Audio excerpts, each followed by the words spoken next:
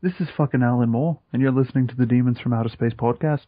And if you don't want to see my serpent god, which I don't know why you wouldn't, it's a nice serpent god, then don't listen any further, because there's, like, cussing and things. And if you don't like cussing and, like, adult themes, then you're just a prudish, like, backward fuck, and that you shouldn't listen anyway, because I hate you. But I hate everyone, because I'm Alan Moore.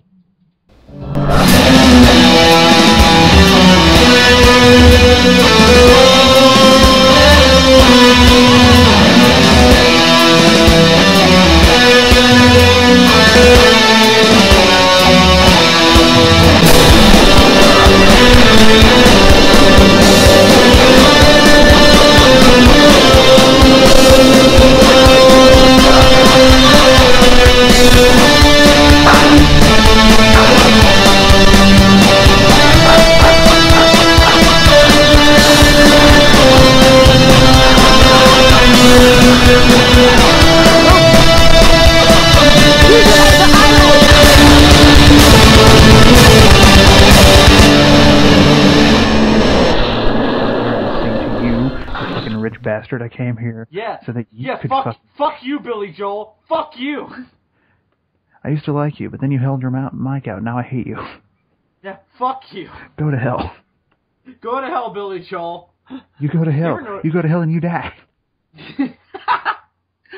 Die after you get to hell. I love that. You go to hell and then you die. Not die before hell. You get sent to hell, then you die. In that order. Oh, and then go back to hell because you died. Die in hell and stay there. They send you back up to Earth and then back down to hell just so you feel the whole journey. For a minute, it's like that scene in fucking South Park, Bigger, Longer, Uncut, where Kenny's floating up towards the heavens, and there's like this song talking about, is he going to get into heaven? And then he fucking like access denied and he falls down into a pit of fire and just like heavy metal music starts playing and they're like, little boy, you're going to hell. I saw this fucking this meme today, or this comic strip of like the angels at the heavenly gates, and they're just like, it's so sad. The new arrivals, they're all staring at their hands and looking in despair, unsure of what to do with themselves, and you just see the fucking new people who come up to heaven. They're like trying to text on their phones, but they have no phones to text with. Oh, that is hell. That was pretty fucking funny.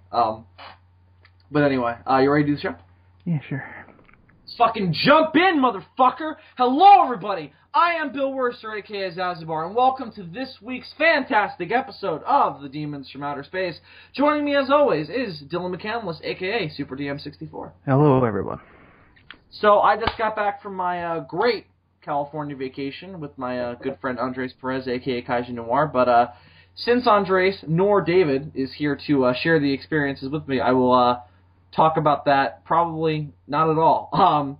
Simply because I already told Dylan a few things before we started the show tonight, and again, I have no one to share the experiences with, so probably not going to come up that much. So Dylan, I'm going to ask you, how was your week while I was gone? My week was pretty much a fucking normal week, except for one thing.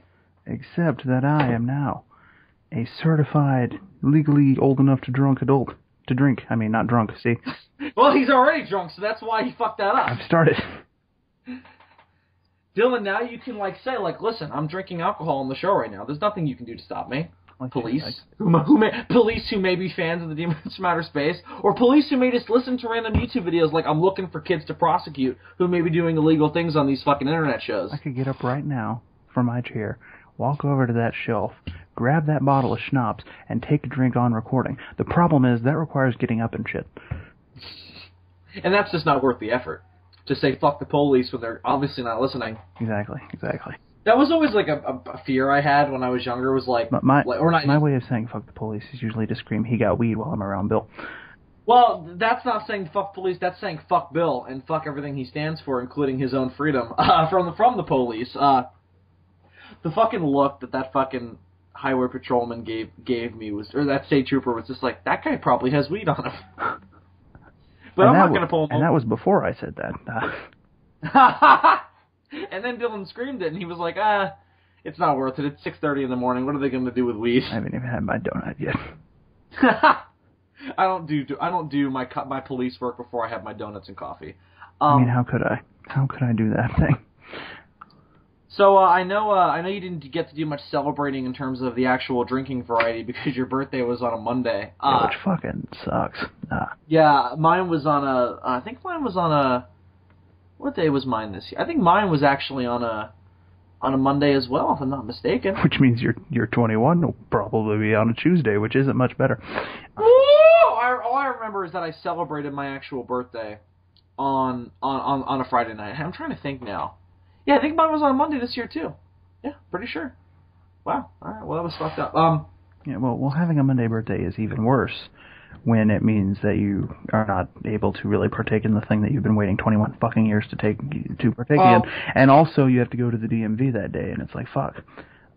Do you really? You had to actually go to the DMV and wait in line and fucking get your license renewed because you were 21 and over? I didn't have to wait in the fucking line because now they have these kiosks at my DMV where if you're renewing your license, you get to skip the line and go up to the kiosk, but then you have to wait on them to call you up and take a new picture and shit, and it's... Oh, so it's still fucking shit. It's still a soul-crushing experience. You just don't have to wait in that initial line, which actually I was in and out in about 20 minutes, though. It wasn't that bad. But any amount of time at the DMV is still, like, big. Did they take a better picture this time? That's debatable. Well, because it's like, they seem to try and take a shitty picture of you. Like, mine is just fucking, I look like I have no chin whatsoever, so David's name for me makes perfect sense of the chinless wonder. It's almost like David named me that based on my driver's license picture even before he saw it in person.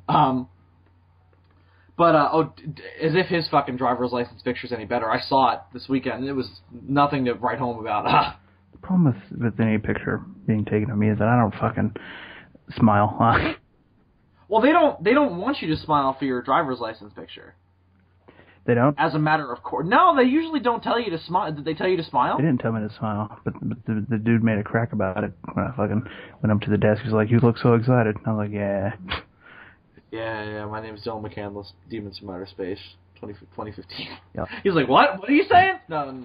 Like, I really drive that shit around town. No, he's like, "What are you here for?" And I'm like, "Well, I turned 21 today. I need to renew my license." And he's like, "Oh, it's a good thing you actually came in on your birthday instead of coming in before." And I was like, "We have people who do that?" And he's like, "Yeah," and then they get mad because I still have to give them a driver's license with a little red circle on it. And I'm like, "Yeah." That doesn't make any sense. Why would they go before their birthday if they're not 21 yet? Because they're fucking idiots. And red circle, you guys have like a little red circle on there that marks, this person is not 21 yet, so bar people if you see this, don't fucking serve them liquor. Apparently so. I was not aware of that until he said that, so. I don't think that we actually have anything on the license itself that marks that. Aside from the birthday. Obviously. I'm trying to remember now. I would grab my driver's license, but it's at least a good 2 feet away. I know, that's how I feel about the schnapps. And I'm just like, I can't. That's like, it's about 2.5 feet away. And it's in my wallet, so I have to walk over, pull out my headphones. It's just the whole production, and it's not really worth it. I know my learner's permit actually said in big green letters, though, under 21 permit. I don't think my license says that, though, if I'm not mistaken. I'm not sure. I'd have to look. Bill's license says he got weed. He got weed. And for some reason... the one time in my life I've ever been pulled over by a cop, that didn't tip him off in any way. Thank God I didn't have weed in the car that time. That time. That's the worst part about it, by the way, is the smell. It's just it's just like it's like you murder. It's like a skunk just being in front of you dead, and you have to smell it for an extended period of time. It's not a pleasant experience. A skunk standing in front of you, raising their tail up, and doing that thing that cats do, where they're like, "Look at my asshole." You like what you see, boy? You like what you see? No, I don't. Boots, please stop shoving your ass in my face. They do that shit entirely too often. They also lick it too often, and it's fucking disturbing. My cat did that earlier on my bed, and I was like, don't fucking do that shit in front of me. Have some fucking common decency. You fucking gave himself a rim job on your bed? I don't think... Yeah, I was like, what are you doing? I don't think my cat can reach it. How old is your cat? Like 10, and he's fat as shit. That's why, then. Because he's old and fat. Fat and old, like Wilford Brimley. And Billy Joel. Diabetes. Oh, by the way, I had some massive amounts of diabetes on that California trip. The shit that I ate. You're telling me it's my fucking birthday week, man. Fucking. Oh yeah. Fucking giant ass ice cream cake from Dairy Queen. Did you get the chocolate extreme one? I got half chocolate extreme, half mint Oreo because I found out I could do half and half, and I was like, I'm gonna have my cake and eat it too. Oh, that sounds badass. That sounds amazing. I went to DQ twice in California. And Dylan, they did the thing that we talked about where they flipped the cup over. Yeah, I can't believe they don't do that in New York because that's pretty common elsewhere. They're new, so I guess maybe that's why. But they did it in California, and I was like, "Oh, Andres, they did it!" And he's like, "They do that every time." And I'm like, "Oh my god, I'm so mystified." And then he was like, "I wonder if we can do it." And we both tried to do it, and both times it was like, "Oh shit!" Yeah, they do it like right when they bring it to the table because at that moment the ice cream is as thick as it's going to be before they hand it to you, and then it starts to melt, and then you try to do it, and it fucking makes a mess. Yeah, I made quite the mess. Well, I made quite the mess of myself later because we got McDonald's too, and we ate the McDonald's first, and like the ice cream was just sitting there baking in the California heat, and I took the cover off, and it was just like. Oh, and to top it all off, fucking this was Easter weekend, and Easter is just the perfect opportunity for a guy like me to load down on as much sugar as I can get my grubby little hands on because there's candy everywhere.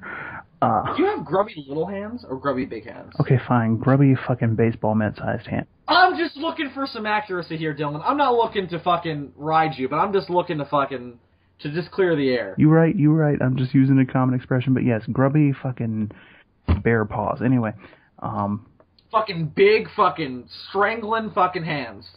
Fucking, yeah. Anyway. Fucking freak Frankenstein monster hands. I'm sorry. Go ahead. Got a fucking 2-foot tall chocolate bunny in my room right now. Gonna eat that shit. In one sitting. Diabetes. Wilford, if you want diabetes, I'm gonna give you ice cream and apple pie. And chocolate bunnies. And my medicine. I saw this amazing picture on Easter Sunday. Which I was in California on Easter Sunday, so I didn't celebrate Easter this year, which is fine. I don't care. I don't really celebrate Easter. I just eat things. That's what I did last year. I worked on Easter last year too. So if I wasn't home, if I was home, I would have worked. I actually need to amend that. I get dressed up and then I eat things. Oh yeah, do you go to church on Easter Sunday? Yeah. Just to dress up, I imagine. Pretty much. Is that where that picture's from? Plus, I have to go somewhere to partake in all the candy. Oh, is that where the candy is? Do you like partake in the egg hunt? Just like no, fucking all the kids, and then just you're running behind them. It's like, wait up, kids! I want some too. No, see, what you do is you volunteer to help put the candy in the eggs, and then you stuff as much of it in your pockets as you can. Did you do that? Fucking yeah, everybody. You're a horrible human being. Everybody does it, man. You're a horrible human being. Me and my cousin are sitting there trying to justify it to ourselves, and we're like, we're just trying to fight diabetes among our youth and obesity.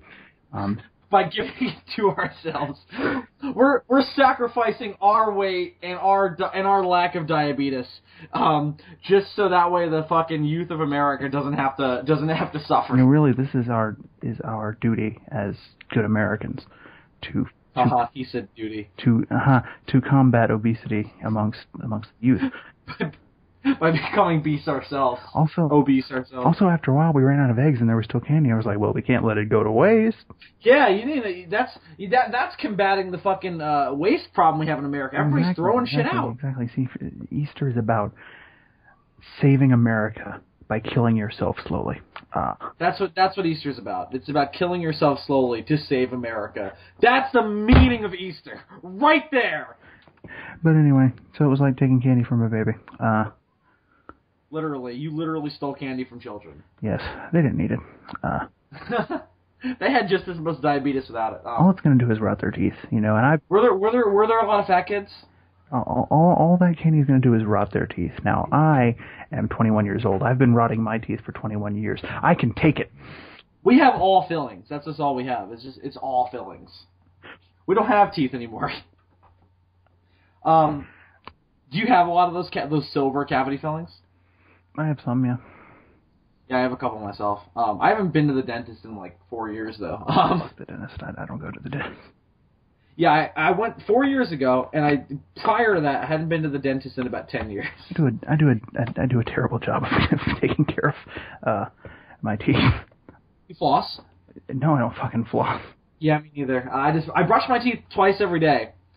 But that's mostly just out of, like, fucking, ew, they're turning yellow. That's also out of your memories of that fucking bunny cartoon. Oh, yeah, remember we talked about that, the fucking bunny cartoon? Where it was like, brush your teeth twice every day. Did I tell you about the song? Yes, you did. It was a song, and fucking, that's all I remember of the song was twice every day. And then there was a kid. Some old school DFOS right here. And then there was a kid who would go, is just on school days okay? Nope, twice every day. And it was just like, I just brush my teeth on school days. And Sunday comes after church. Exactly. And I still kind of operate under that. If I don't leave my house, I don't fucking brush my teeth. I feel no need to brush my teeth if I'm not going to leave my house. Never mind the threat of gingivitis. You're just worried about other people's opinions of you. Exactly. It's all about social acceptance and superficiality. It's not about actual health care.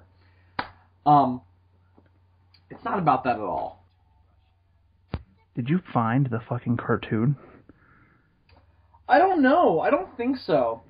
Because it looks newer than I remember. Maybe it must be the same character though. Because it's the gritty reboot.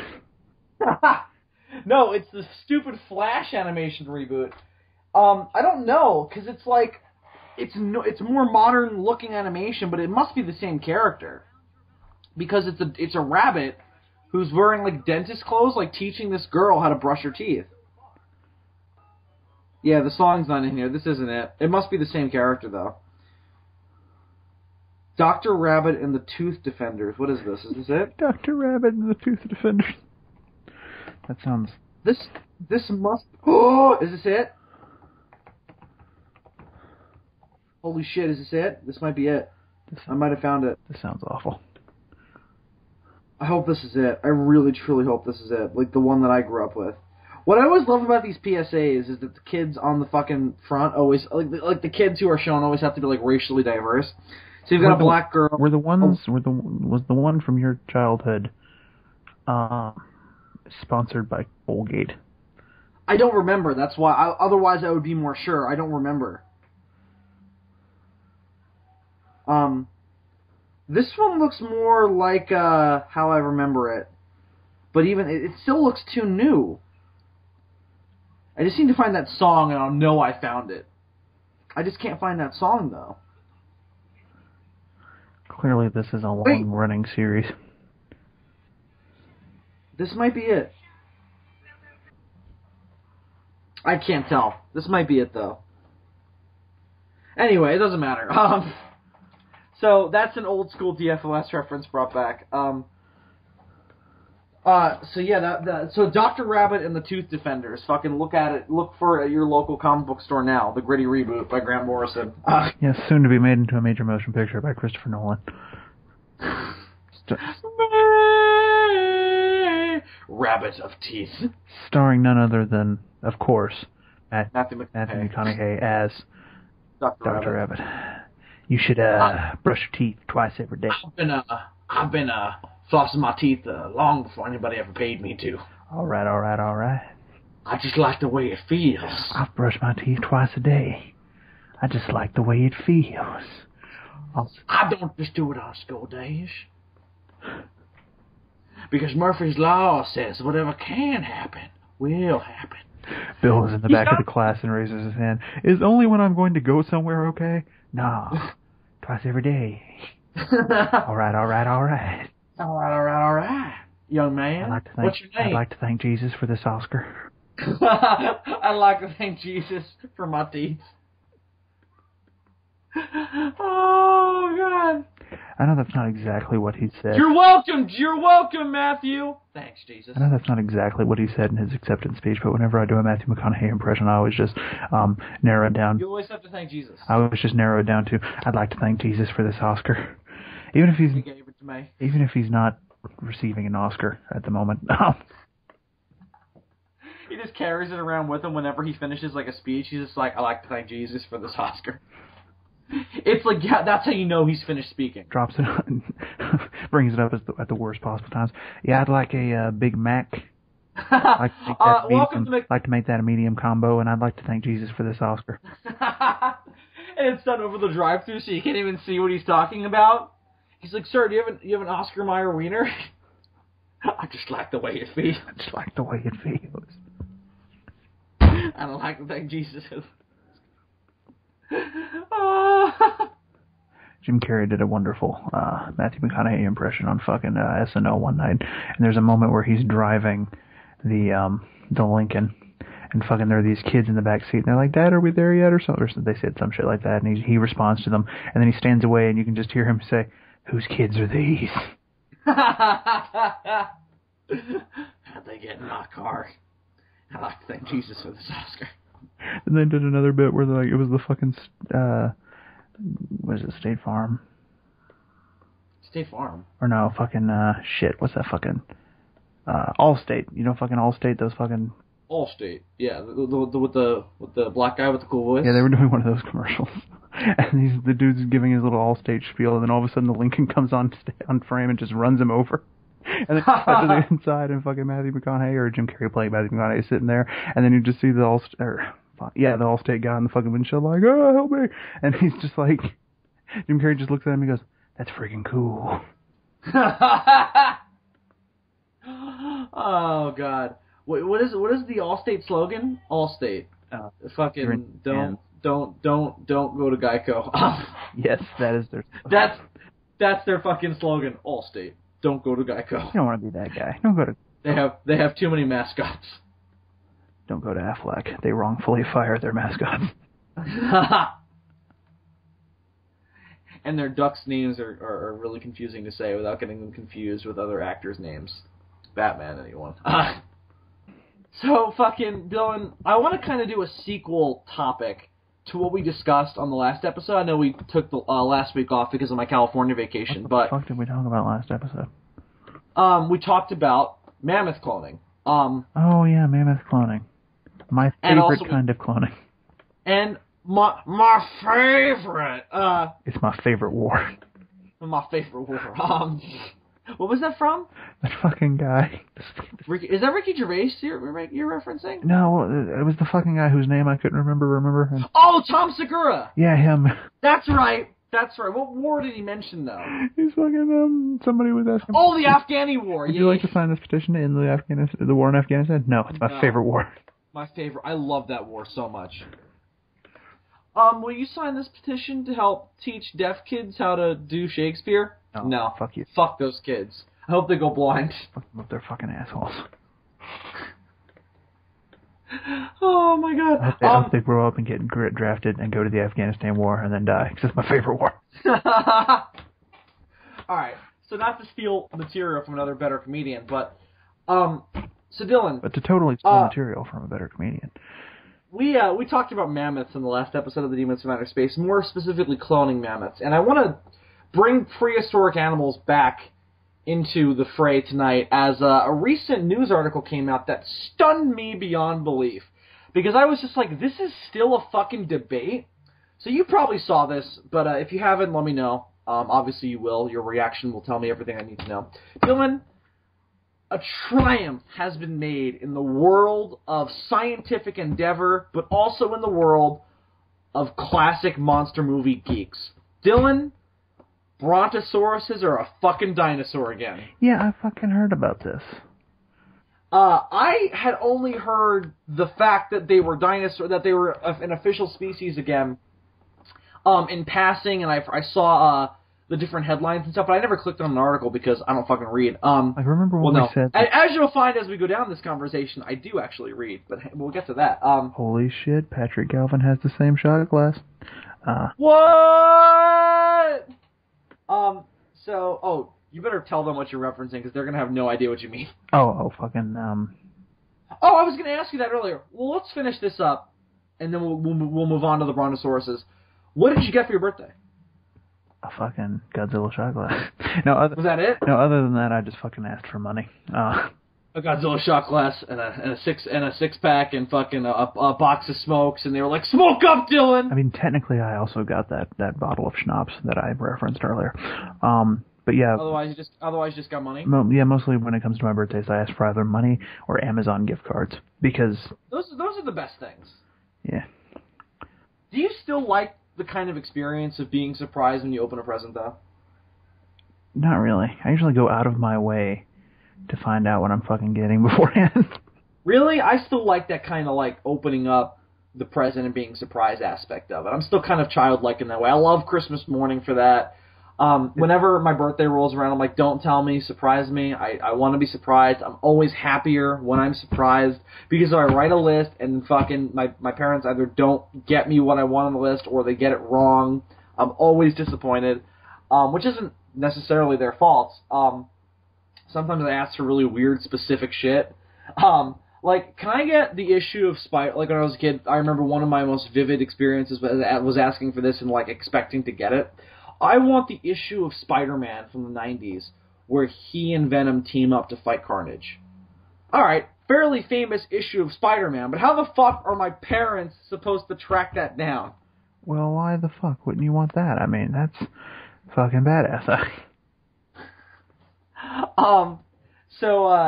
So anyway, so you just got money? Yeah. You buy anything with it yet, or you're just putting it in the bank? I fucking did. I finally broke down and succumbed. Well, you bought hentai, didn't you, Dylan? It's okay. You can be honest. No, actually. Shocking. I finally broke down and succumbed to the inevitable, Bill. Oh my god. Do you know what it is? No idea. I finally fucking wasted my money on a copy of King Kong Lives.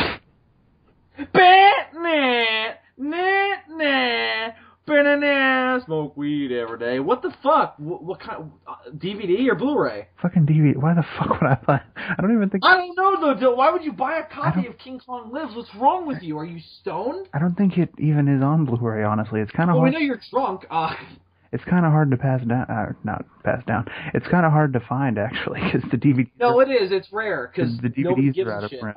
The DVDs are fucking out of print, and like. A lot of times when you find them on Amazon, they want like fucking $50. I was lucky enough to find one that only wanted 20 something. You know what else is also shockingly rare? What's that? A copy of 76 Really? by itself in good quality on DVD or Blu-ray. Really? Have they even done a Blu-ray for 76 yet? No, I don't think they have. I have the DVD. Well, I own it through a box set called When Animals Attack, which was this ridiculously stupid box set of 3 movies. 2 movies are like one I don't give a shit about, by Walmart. It's Kong 76, Orca, and Congo. So I was really happy to finally fucking own Orca and Kong 76 in a physical form. Because prior to that, all I had of Kong 76 was this shitty time when I taped it on TV when I was a kid, or when my mom taped it, rather. Mm-hmm. And I didn't have the whole movie. I just had, like, the last, I had everything after they found Juan on the raft. I had nothing before that.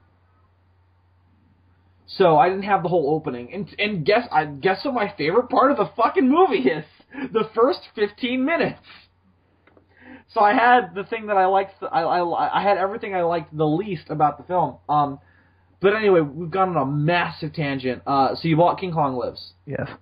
Because it's the only one I needed, and my completionist problems. I don't have a DVD copy of Son of Kong. They're pretty cheap on Amazon. I still have. If I'm gonna buy it, I'm gonna buy the trilogy thing where it has King Kong, Son of Kong, and Mighty Joe Young. Because I think that version of King Kong is actually the special edition. I probably would have done that if I didn't already have the special edition DVD of King Kong. So. Yeah, well, well, the version I have of King Kong on DVD is fucking way outdated. It's like 15 years old. It's not. I need a new version.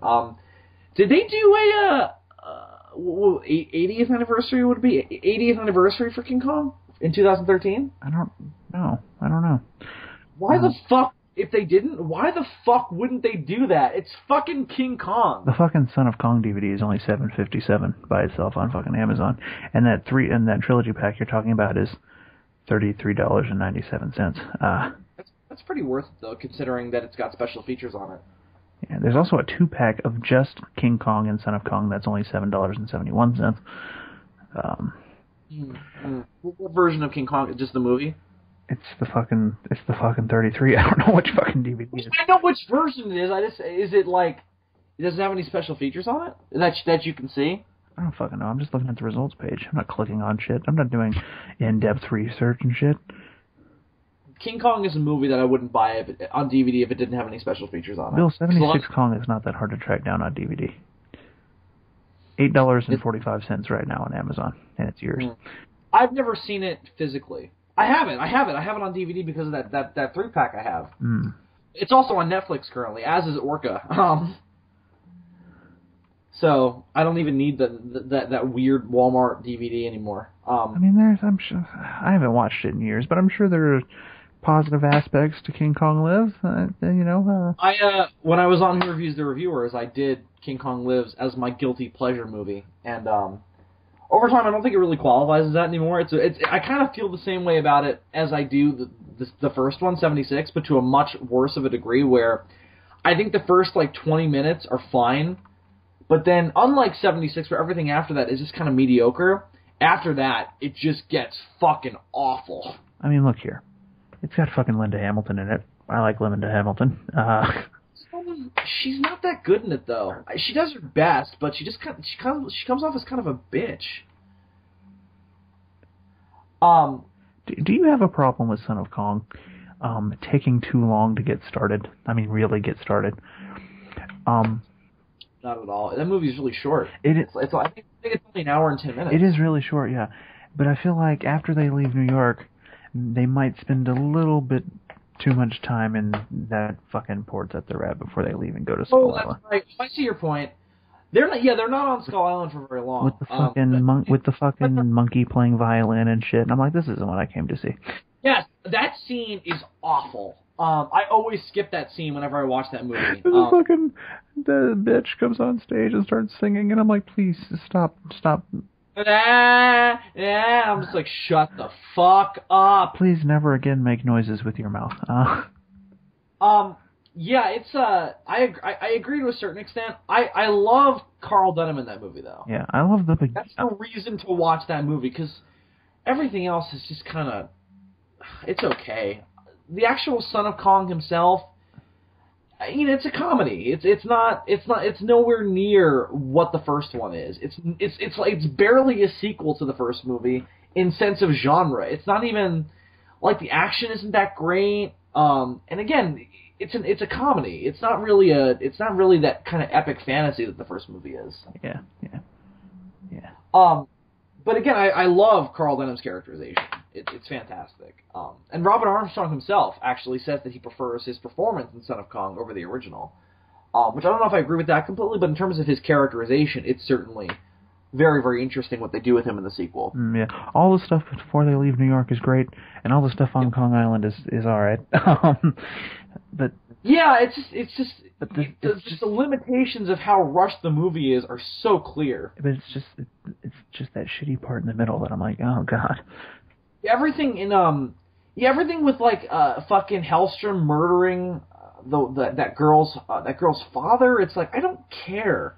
Yeah, I mean, if you wanted to have a girl stowaway on the ship, it could have been a lot easier. You could have just had that fucking reporter from the beginning of the movie stowaway on the ship because she wanted to fucking get more information from Carl Denham, he was fucking dodging her questions at the fucking house. Have her stowaway on the ship. Make her the female character, and you cut out this entire subplot that doesn't need to be there. To be fair, I think there's certainly something to be said for them having him take a girl trying to make it in the entertainment industry under his wing. Yeah, I can see that. Yes, you can make that same argument with the reporter, though. Trying to make it in the biz, so to speak. And if there was any kind of business in the 1930s that was really kind of booming and really important, it was the newspaper industry. Yeah. That was when newspapers got really big. That's why Superman is a fucking reporter, because he came out in the 30s, and that's what people did. They were reporters. Newspapers were huge. But I don't know. It's just kind of it's a really hit or miss movie, mostly a miss in my opinion. It's better than King Kong Lives, I'll give you that much. Yeah. But have you rewatched King Kong Lives yet, or? No, not going to until I get the DVD. Hasn't arrived. Oh, you ordered it on Amazon, okay. Yeah, it hasn't arrived yet. How much was it? Like I said, I managed to get lucky and find one that was 20 something. That's still a little pricey for a movie. Just south of 30. It's because it's so hard to find, man. Yeah, I know. Well, nobody fucking wants it. It's a piece of shit. Like, even movies that I do like, sometimes I feel like I dropped entirely too much money on because the DVDs are fucking rare. I did that for fucking... I am depressed at how much money I had to drop to get this Godzilla vs. Mechagodzilla DVD. Godzilla vs. Mechagodzilla, really? The fucking 70s version? Really? That and, like, a lot of those fucking... Oh, you got the 50th anniversary edition, didn't you? Yeah, they didn't do a new... Oh, yeah, those are out of print. That's right, they're out of print. They didn't do new DVDs for the 60th, did they? I don't think they did Godzilla vs. Mechagodzilla. I think they did Smog... Hedera, they called it Smog Monster. They did Smog Monster, they did Sea Monster, which I should probably buy. It's the only physical copy of a Godzilla movie that I don't own on DVD. I still have the VHS tape. And since I have other Godzilla movies that I like less on DVD, I should probably buy it. It's the only one you don't have? A physical DVD copy of, yeah. Yeah, I kind of have the same problem with Godzilla now that I had with Pokemon back in the day. I caught them all, man. Now they're making more. Yeah, well, that's the thing is, like, now we're going to have, now we got 2016 coming out, which I guess we can talk about a little bit, but we'll probably save a lot of that for SOS this weekend. Oh, you're not going to be there. I am not going to be there, no. Oh, we should talk about this. Well, hang on, let's finish up. There's fucking news, but, maybe yeah, well, hang on, let's finish up this, let's finish up this conversation, we'll talk about the Brontosauruses, and then we'll talk about Godzilla. So, what else did you buy with your money? Or are you just putting it all towards G-Fest? So far, that's been the big purchase. No, wait, I finally bought... There's a DVD... I mean, not a DVD. There's a really good Blu-ray of Day the Earth Stood Still that I've had my eye on for a while. Okay, that's cool. That's cool. That movie, I might have to buy that movie one day, like, once there's a really nice fucking... Is the Blu-ray nice, or...? It's fucking great. I should buy it then. It's on Netflix right now, though, so I have no excuse to. And I like that movie, but I'm not like a super diehard fan of it. The original... I'm more of a War of the Worlds guy, but I can see that. I mean, I think it goes without saying that the remake can go fuck itself, but the original movie... Oh, I saw that in theaters, and I was like, this is a piece of shit. I saw it in theaters, too, and it was such a weird mixture of decent ideas and then terrible ideas, and then... The idea things that were adapted well and things that were adapted not so well. It was just this weird mishmash of things I liked and things that were problems. What they did with Gort wasn't terrible. Yeah, I'm not. Well, I'm kind of a purist. But it's like, but in terms of, I mean, he looks just like Gort. Yeah. The design, fine. Don't know if I would have made him as tall as they made him, but the design is fine. Also, he didn't have to be CGI. Turning him into a collection of nanobots, though, I mean, it's a good explanation for how he's able to destroy an entire planet, but I always kind of liked that the original Gort was just a fucking 8-foot-tall robot who, by the way, also could fucking blow up the Earth if he wanted to. It just made him more threatening, you know? Well, let me mention this kind of weird bit of... Actually, he's supposed to be a bit closer to 9 feet tall. There's 2 different... Actually, there are 3 Gorts in the movies. They had 2 suits that the actor wore, one with a zipper down the front and one with a zipper down the back, so depending on which angle they were shooting him from, because they didn't want there to be a zipper visible at all. Unlike Ultraman. Yeah. Now that I've seen some Ultraman. Yeah, unlike Ultraman, who didn't care if you saw the zipper. Oh, they did not give a fuck. I watched the pilot at Andres' house, and I was like, oh man, they don't give a fuck about showing that zipper. But the wonderful thing is there's actually an in-continuity explanation for it, that the Ultramen have like a fin-type thing on their back. Yeah, Andres told me that. I was like, it still looks fucking stupid, but okay. Props for that, at least. They're justifying themselves a little bit, but I can dig it. What was I saying? Anyway, there were those 2 Gort suits, but then there's also a fiberglass Gort statue that they used for the shots where he was just standing still for hours on end, because the actor who played Gort he was actually a doorman from Grauman's Chinese that they found and cast him because he was fucking 7 feet tall and 7 inches. Damn. Which wasn't quite tall enough for Gort the way they had him in the script, so they put him on platform boots. Yeah. I mean, where are you going to find a 9-foot actor walking around? Probably not readily available. Exactly. So they put him on platform shoes, but he's actually like the guy was super frail. Like he was one of those people. He had giantism, obviously. He was a frail guy, kind of like that 8-foot tall guy from Asia that died. Yeah, guys who are that tall don't usually live that long because they have gigantism. He was a really frail guy. The scene where he picks up what's her name and carries her into the ship, she's actually being held up by wires because he couldn't lift her. I always thought that looked weird. I guess that's why. At the end, when Michael Rennie is giving his speech to the humans, if you pay close attention to Gort in the background, you can see he starts to like tremble a little bit and like shake because standing for that long in the suit really fucked with the guy. Why didn't they just use the statue? I guess because at the end he had to like turn around and walk into the ship, and they didn't want to do multiple shots. I mean, it's 1951. Okay. I guess they. But, I mean, they do intercuts, so they probably... if I was shooting that movie now, I'd be like, why don't we just fucking do this as 2 shots? Because... But I guess back then, I guess I can kind of say, like, let's do it in 1 shot if we can. It'll look cooler, and it'll save us money. Yeah, we'll just shoot Michael Rennie's entire speech, and then we'll intercut scenes of the scientists looking at him like, oh, shit. Yeah, but it's like... The other thing is, like, the reason why you do those intercuts is... I mean, aside from a dramatic reason, is also, like, that's so that way you can use different takes, in case there are different parts of the speech that he does better than others in different takes. Right. Well, that's not really an issue, I don't think, with Claw 2, because the thing about Claw 2 is, and actually the only reason that I found the casting of Keanu Reeves to be a fine choice, at least in theory, is that Keanu Reeves, but Claw 2 does not express an abundance of emotion. Yeah, that's part of the character. Keanu Reeves is not the problem with that movie. I just don't like Jennifer Connelly oftentimes on principle. She's not one of my favorite actresses. I don't know why. I just don't like her. But Claw 2 has to, he doesn't emote much, and so it's really hard to have much of a difference between line delivery from take to take, I imagine, if you're just speaking things flat. Yeah, but keeping that up is a challenge. So I'm assuming that he probably had, like, that sounds more kind of gravitas than another take, where he kind of sounded a little bit more, he sounded a little bit too human, I guess. It's not necessarily that you're expressing more emotion, it's just that it just sounds better for the scene in different takes. Not all of the ideas that they introduce in the remake are bad ideas. One idea that they introduced that I thought was kind of clever was they had an explanation for why he looks human. They actually that was I actually kind of like that. That was cool. I also like the biological astronaut suit. Yeah, that was really cool. Well, hang on, let me just mention this quick, and then we should probably move on, because we've been on this for a long time. Yeah, and I can talk about Day of the Earth Stood Still for hours, so it's probably best that we cut this short. Yeah, so let me just say this one last thing that's interesting, just kind of as a coincidental time when the remake came out, or at least when the trailer came out. The trailers for the Day of the Earth Stood Still, the remake, and the first Watchmen trailer came out on the same week. Mm-hmm.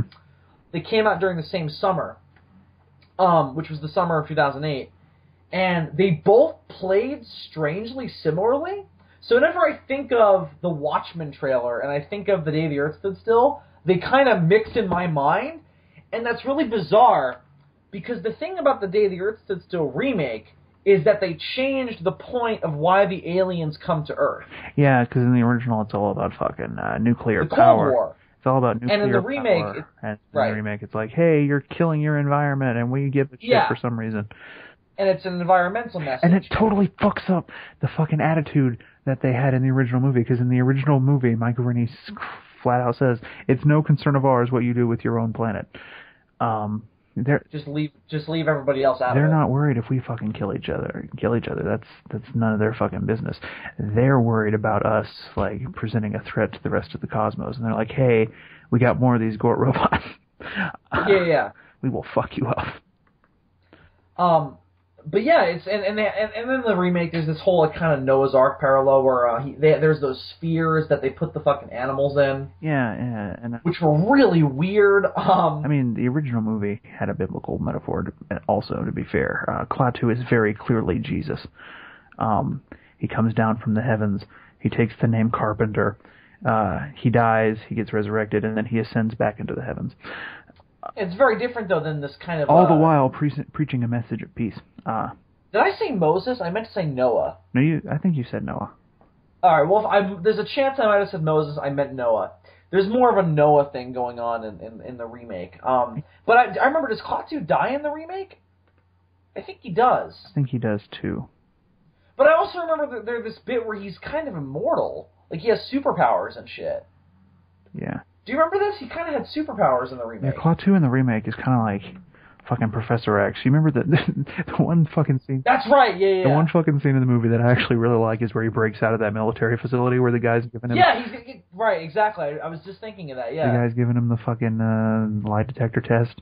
And right, exactly. That was in the trailer. That was the thing I remembered from the trailer. Yeah, the Blu-ray that I just bought, the fantastic Blu-ray of the original, came out before the remake. It was like a promotional thing. Hey, we're releasing the new movie because we're bringing the remake. And everybody who was a fan of the classic movie was like, oh my god, this movie is horrible. Anyway, so the beginning of the Blu-ray starts with a sneak peek at the new movie. Before like the menu pops up, there's a sneak peek. And I'm like, oh, a sneak peek of a movie that I saw fucking 7 years ago. This will be fun. 7 years ago, yeah. And fucking, it was basically the trailer, except they showed that entire scene where Klaatu breaks out, and I was like, this is fucking. I forgot how badass this one scene is.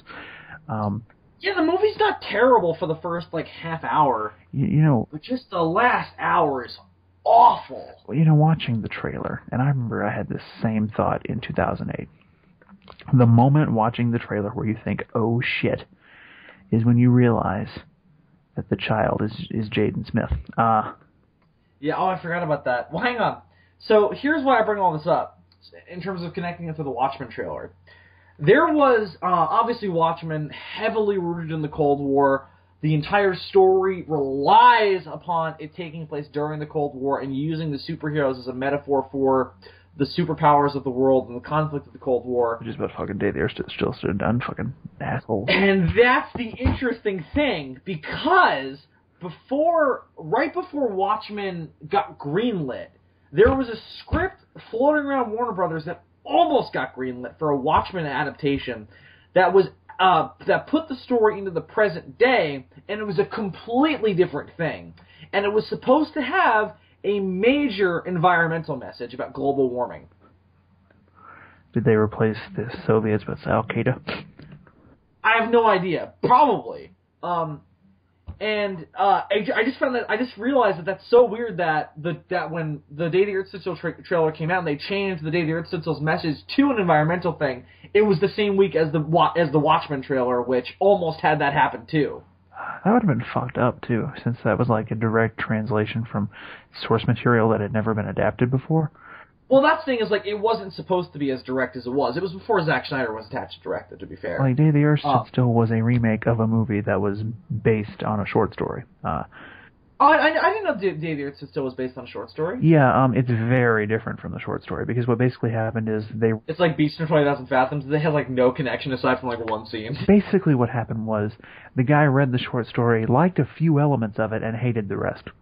Oh, really? Did he had to buy the rights to it, obviously, the right to make the movie? Yeah, it's a short story called Farewell to the Master. There's a fucking special feature all about the author of it on the Blu-ray. I didn't know this either until I bought the Blu-ray. And it's a very sad story because the fucking guy who wrote the short story was like an editor on a bunch of those old science fiction magazines. He wrote like the ones that H.P. Lovecraft wrote for? Yeah, he wrote stories for these things. He edited a lot of them. He had his own for a while, and he never got really the recognition that he deserved. A lot of them didn't. Yeah, it's really tragic. Farewell to the Master, the one Day the Earth Stood Still, is based on. It was actually his favorite story that he ever wrote. Yeah, during the special feature, he mentions that in his mind, it's the closest thing to a perfect story he ever wrote.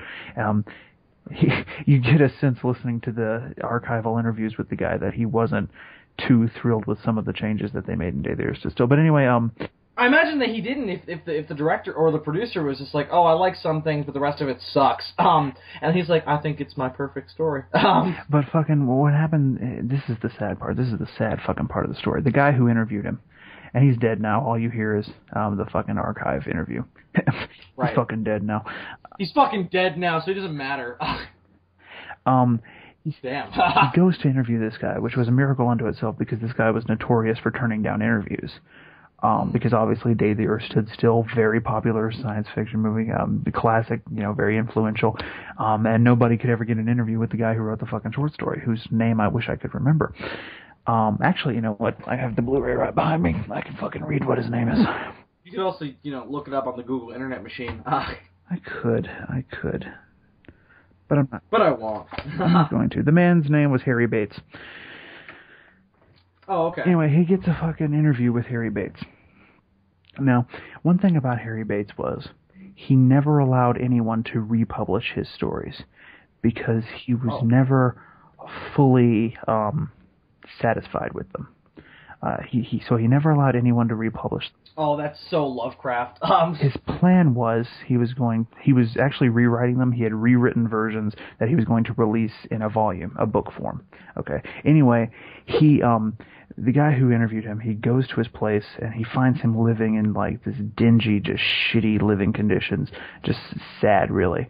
And like the fucking guy goes on this tirade about how he's going to release his rewritten versions of his stories, and it's going to cement his place among the great science fiction writers, and is going to cement Farewell to the Master as his like opus, his best story.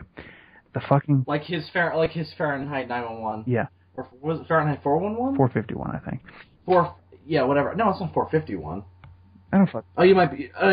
Whatever George Orwell's fucking. Yeah. Or was that George Orwell? I think so. No, that's not right. We're fucking this up so bad. We're making ourselves look like assholes. It is. Before I fuck this up any worse, I'm gonna look it up. It's either George Orwell or it's Ray Bradbury. You were right about the title, though. Okay. George Orwell was Animal Farm in 1984. Wow, we fucked that up bad. Anyway. What science fiction fans we are. Anyway, he was of the opinion that he was going to release this fucking rewritten versions of his story, and it was finally going to get him the respect he deserved. And then he died, and his rewritten versions have become lost. Oh man, that sucks. And of course, back in the day, writers obviously didn't get as much as they get now. And he mentioned how much they got like nothing back then. Yeah. He mentioned how much money he got from The Day the Earth Stood Still, and I think it was like $500. Yeah, it's pretty horrible. And then he insisted that his agent, who didn't want it actually, he insisted that he take the 10%. So actually, he only wound up with $450. Oh, man, that's horrible. So I got fucked up the ass. But basically what happened was the producer, liked certain aspects of the short story, didn't really care for the rest, and so he got the screenwriter, let me find the guy's name, Edmund North, who also did fucking Patton, to fucking write in all the new shit. Basically the idea of Farewell to the Masters, and it's actually on the Blu-ray. They have it in audio form.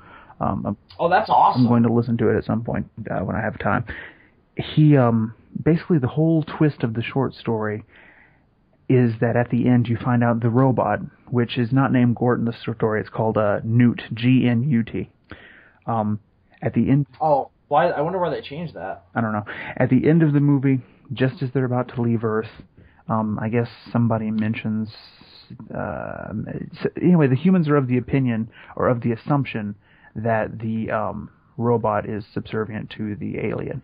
And then the alien who speaks in the short story very clearly tells them, no, you are mistaken. I am the master. And then they fly off. That's like the big twist at the end. Oh, is that the robot is the commander of the alien? Yeah, which is still an element in Day the Earth Stood Still. Klaatu, really? Yeah, Klaatu speaks about how basically what the robots do is that they are a race of basically policemen who travel around in those ships and prevent aggression. And they have actually, those aliens have actually surrendered all authority over to those robots. Oh, okay. Oh, wow, alright. They have like no weapons of their own. It's like those robots, that's how they keep peace. They've basically sacrificed a little bit of their freedom. Oh, wow. Which in all honesty is probably the only way you can achieve true peace, but that's a totally different discussion. There's a whole story arc in Angel all about that. So yeah, that's a big science fiction theme. Yeah, the entirety of Gundam is pretty much about that. I also watched a little bit of Gundam when I was at Andres' house. Yeah, he told me about that. And my reaction was, eh. He told me that you actually had a more positive reaction to the Big O. Oh, I loved the Big O. The Big O's fucking awesome. I fucking love the Big O. I was in love with it. I was like, this is fucking awesome. It's Batman TAS with giant robots. Yeah, what's not to like? And Roger Smith is a fucking amazing. Yeah, he's badass. He's fucking awesome. Yeah, if you ever get around to watching the entire series, I will warn you that it kind of falls apart near the end. Yeah, he told me that it starts to suck, and I was like, that. I just mentioned Angel. That's what happens in season 4. So Yeah, everything after like episode 13, I think. Anyway, everything from like the halfway point of the series onward starts to suck, and then by the time you get to like the finale, it really falls apart. But that's horrible. Is it based on a manga? Yeah. Oh, okay. I want to read the manga then too. It actually wasn't very popular in Japan. That's what Andres told me, and he said that the only reason they got a second season was because of how popular it was here. Yeah, and then they fucked it up pretty badly. Yeah. I don't think the manga even went that far, if I'm not mistaken. I'm not sure. I'd have to ask him. But if the mangas have been translated into English, I would like to read them. I was really hooked on that first episode. Oh, that first episode is great. I have so much nostalgia for that first episode. I also saw Cowboy Bebop for the first time, and was quite thrown with that as well. I need to watch all of that. How much have you seen? I saw a lot of it. That was another one of the mini animes that I watched on Toonami as a child, and then have vague memories of. I recently tried to get back into it, and only watched the first episode. I need to sit down and watch it all. The first episode's so good. I was really into that too. I got a little sidetracked with fucking Gundam. Yeah, I didn't like it as much as the Big O, but I was just like, this is really good. This is like really good science fiction. You might enjoy fucking Trigun too. Did Andre show you any Trigun? No, he did mention it though. We had a whole list of different stuff we were going to look at, but we decided to break it up into different. Like whenever we meet up in person, we'll do these different things. So whenever me and him, whenever like he comes to my place or whatever, I'm going to show him Buffy and Angel. Fucking Trigun. It's like fucking the Wild West in space. Well, so's Cowboy Bebop, kind of. Well, but on it's on one specific planet though. Trigun is. It's I don't really know how to describe it to you. There is, however, I will say, a character named Nicholas D. Wolfwood, who is one of the most badass characters in all of fiction. Well, hang on, before we go any further, let me just say this. I can't believe I forgot to mention this. We did videos all about. We basically did commentaries of me reacting to watching all these shows for the first time. We did Ultraman, Kamen Rider, Gundam, Big O. How was the first episode of Kamen Rider? It's good. It was a little bit slow, but it was really dark, and that was the thing that shocked me about it. But I really enjoyed that too. Because it was weird. I watched that right after Ultraman, and it was a completely different thing. Because the thing I told Andres was, I liked the first episode of Ultraman, but I was like, if I didn't know anything about Ultraman, I would not be into this. Because the first episode does a really bad job of explaining the premise of the show. So I think I knew Ultraman prior to that, but Kamen Rider, I was like, I know nothing about the original Kamen Rider, so I want to see if this does a better job of explaining the premise of Kamen Rider than Ultraman did for Ultraman, so don't tell me anything. And I watched it, and I was like, I totally get it. It's interesting. It's really interesting. It's dark. Yeah. Although the title, we couldn't stop making fun of the title because the title of the first episode is the mysterious Spider-Man. Oh, it was amazing. And then the second episode is called, I think, The Terror of Batman. Oh Jesus. Because he told me all the monsters and the heroes are animal themed. Because obviously Kamen Rider is kind of insect themed a little bit. And now a man with the powers of a man. We call him Man-Man. Man-Man! Anyway, look Kamen Rider shows is one area of tokusatsu that I still have to explore myself. I really enjoyed the little bit that I watched. I was really shocked by how dark it was, and despite knowing that a lot of Japanese tokusatsu shows are pretty dark. You should watch the fucking first episode of Ultra 7 one of these days. I'm probably gonna watch all of 66 first. From the limited exposure that I've had to Ultraman shows, Ultra 7 is my fucking that first episode is so fucking awesome. It's got like Terror of Mechagodzilla level explosions.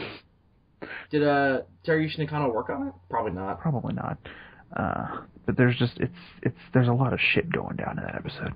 And fucking my favorite thing about Ultraman is he has 3 kaiju that he can summon to like fight for him. They're basically giant. Right. They're basically giant ass Pokemon. Also, my whole thing with the first episode of Ultraman was like I found Ultraman kind of morally reprehensible. I know it was completely me overanalyzing it. Hey, I blew up this plane, and now I'm going to be your symbiote and shit, and you're going to deal with it. No, that wasn't even it. My problem with that was that if I didn't know that was what's going on, thanks to like knowing the lore of Ultraman from you guys, I would have no idea that's what the fuck happened. Because they do a really bad job of evoking that, in my opinion. Here's the thing I found like super like kind of morally reprehensible about Ultraman, not Hayata. Ultraman, because they make the distinction very clear. They're not even kind of the same person. No. Ultraman, everything we know about that kaiju, I forget his name, that kaiju that arrives on Earth. Bemular, that's right. Everything evil about that kaiju is strictly based on what Ultraman tells Hayata. Bemular does nothing on Earth himself even kind of evil. They kind of explore that in future episodes. There's one episode... He just shows up, roars, and then the Science Patrol starts attacking him. And then Ultraman brutally murders him. And he does nothing visually on Earth that's evil. He's not even the one who crashes Hayata's ship. That's Ultraman. Ultraman is the one who kills Hayata. Yeah. They kind of explore that theme of... the moral downsides to killing the kaiju in later episodes. There's one episode in particular where there's this kaiju that's brought to life by these children through mystical bullshit.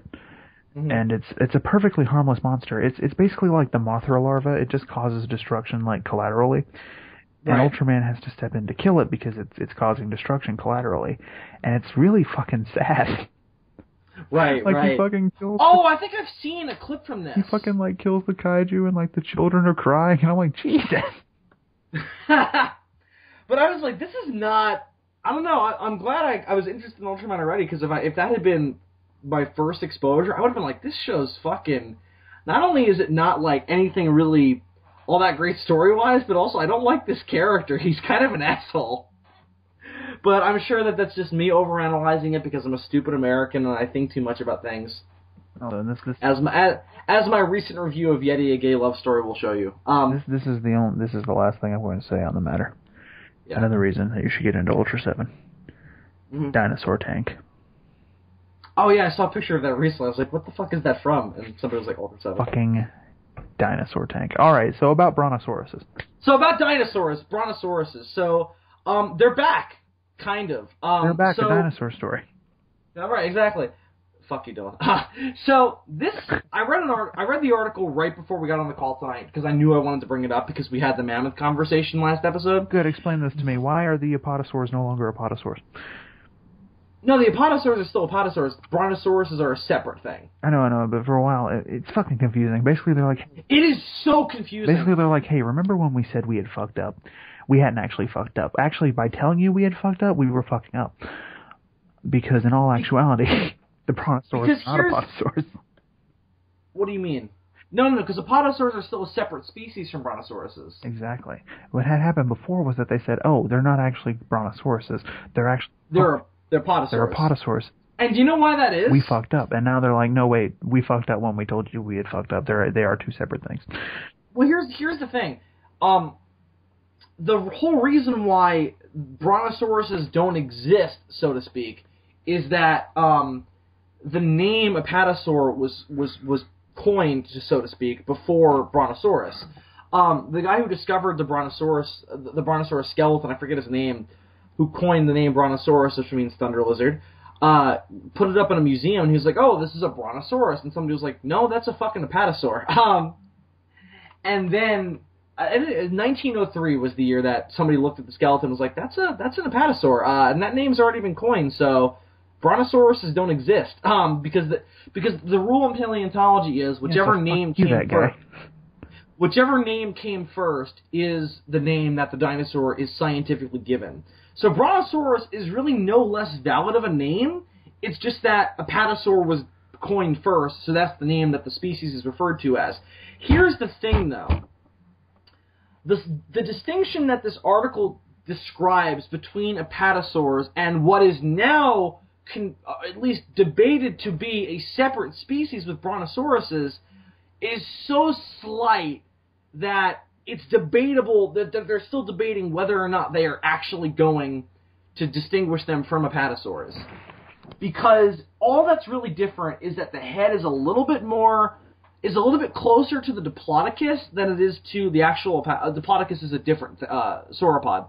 Or is it there? Sauropod. Well, then isn't it plausible that they're actually the same species, just genetic variations, as in the different beaks that you find on Galapagos finches, for those Darwinists out there? That's the question. That's why the debate's going to have to continue and why they're going to have to do more research in terms of how different are these two fossils. And of course, because we're dealing with bones here, it's so hard to distinguish between what is actually what the animal had and what is just like fucking just damage to the fossil itself. And also that moment of, hey, is the skull really shaped like this, or have we not chipped away all the bone yet? Exactly. I mean, all the rock.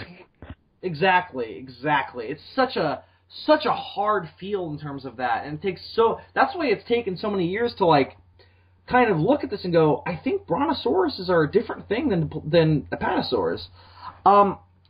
But it's really interesting to kind of look at this and look at the kind of like just. I've always found dinosaurs. I almost said dinosaur science. Paleontology. It has a name. I've always found paleontology. I've always found Dinoscience. Dinoscience. So interesting because it's such a kind of touch and go field in terms of the truth. Because we can never really be sure. And the real kind of kicker with all this is I'm rereading Jurassic Park right now. I'm almost done with the first book, and then I'm reading The Lost World for the first time after this. I started to reread that a while ago, and I stopped for some reason.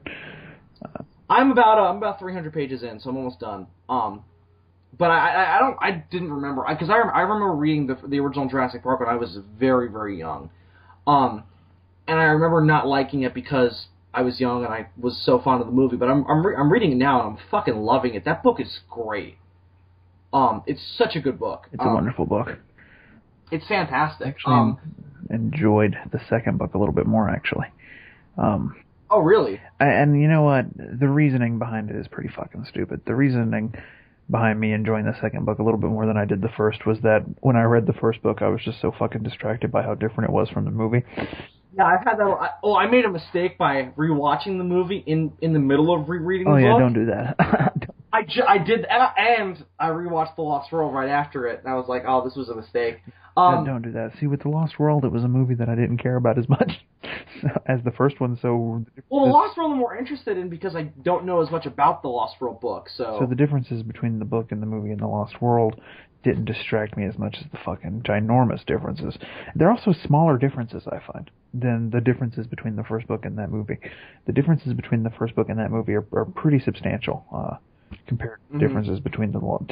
I mean, everybody's characterization is completely different. There's also a lot more characters in the book than the movie. Yeah, Alan Grant fucking likes kids and fucking... Completely different character. He's older. He's like a fucking... described as like a fucking short, fat guy with a beard.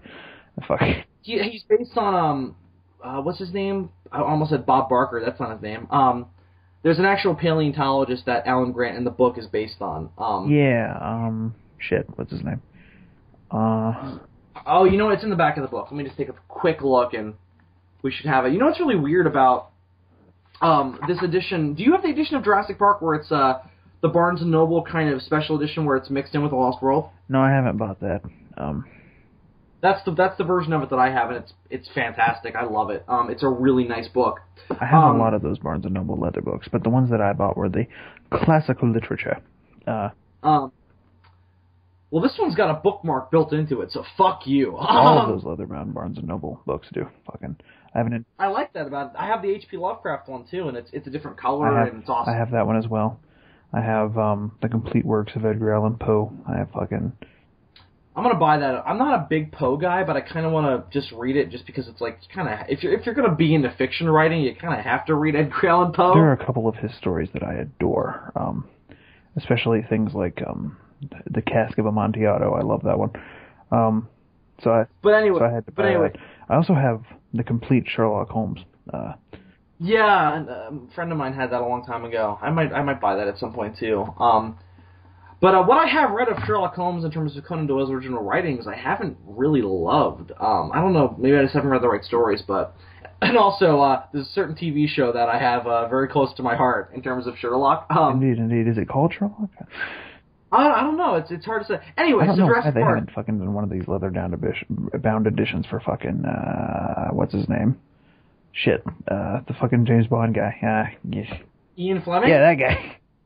There's no way they would ever be allowed to. Why? Because there's too many. A, there's too many books, and B, they just re-released, and I think I currently have the newest versions of the Bond books, if I'm not mistaken, which was put out the year it was the 50th anniversary. I think those are the newest possible versions you can have. I would buy it if they did it, but I don't think they're ever going to do it. There are compendiums of different. I think you can buy Casino Royale through Moonraker as a book, and then I think they're broken up kind of from there. I also don't know why the fuck they haven't done some leather-bound Tolkien. Like fucking, there would be a huge market for that. It exists. No, that it exists. I know it exists, but not by them. No, yeah, but there is a book that has all the books in there, and it's not nearly as long as I thought. It was only like 900 pages. Yeah. I didn't realize those books were as short as they are. I think Jurassic Park actually has it beat. If those are abridged in any way, though. I know The Hobbit. That's possible. I didn't even think of that yet. The Hobbit is actually a pretty breezy read. It's fucking 9 hours worth of film, but it's a pretty breezy read. I'm looking for that guy's name in terms of... I fucking watched the CinemaSins video, the fucking Honest trailer. No, those are two separate things. But I watched the fucking Honest trailer for fucking the last Hobbit picture, and they were like, The Hobbit, the bloating of the 5 pages. And I was like, I like that movie, but that's pretty accurate. Yeah, that's what Jake told me, was that the last movie is the last 5 pages of the fucking book. Well, I mean, it doesn't go into any great detail in the book about what the battle looks like. So it's not so much bloating as it is extrapolating. Do you find the titles of the chapters in Jurassic Park a little silly? Such as what? Give me an example. I can't think of them off the top of my head. The bite of the raptor. Dun dun dun. There's one. And usually they're just broken down for either when a character is being focused on, or when you're in a different location. Yeah, it's almost like reading a script in that way. Whenever a chapter takes place in the control room, the chapter is called Control. Yeah, exactly. And there's a lot of those, and I got confused. I was like, First time I read the book, I was like, how many... Is it the same fucking chapter? Why you... Robert Baker. Robert Baker is the paleontologist that Alan Grant is... So Bob Baker, I was close. Oh my God. That's the Alan Grant is based on. And there's a paleontologist in the Lost World movie that is both based on Robert Baker and also on Alan Grant from the original book. I forget his name. This all spun onto that Brontosaurus conversation. I don't know that there's a ton to say here. No, I just thought it was interesting. They're dinosaurs again, and that's cool. Well, it's just weird because it was always a big public misconception for the past century. And now it's no longer. It's like some people are like, oh, my favorite dinosaur is a Brontosaurus. It's like Brontosaurus doesn't exist. And there's a moment in the Jurassic Park movie where Tim is like looking out at the Brachiosaurus, and they're like, oh, those are Brachiosauruses, and it's like he fucked it up because that's a common misconception, is that a Brachiosaurus is, it's a Brontosaurus. No, it's a Brachiosaurus. There are these fucking nut jobs on YouTube, and there's a Facebook group also who buy into this conspiracy that dinosaurs aren't real. Okay. There's also one that the whole creationist thing where dinosaurs lived alongside man. It's like, fuck you. No, the worst one is these fucking people who believe that dinosaurs are a hoax. No, my This is I had an argument with somebody This is a real fucking conspiracy theory, and this bitch on YouTube said this words. She was doing like a Q&A, and one of the questions was, "What's your favorite dinosaur?" And her response was, "My favorite dinosaur is the Brontosaurus because it's the only one that they admit isn't real." And now that this new news comes out, I'm like, "Fuck you, lady."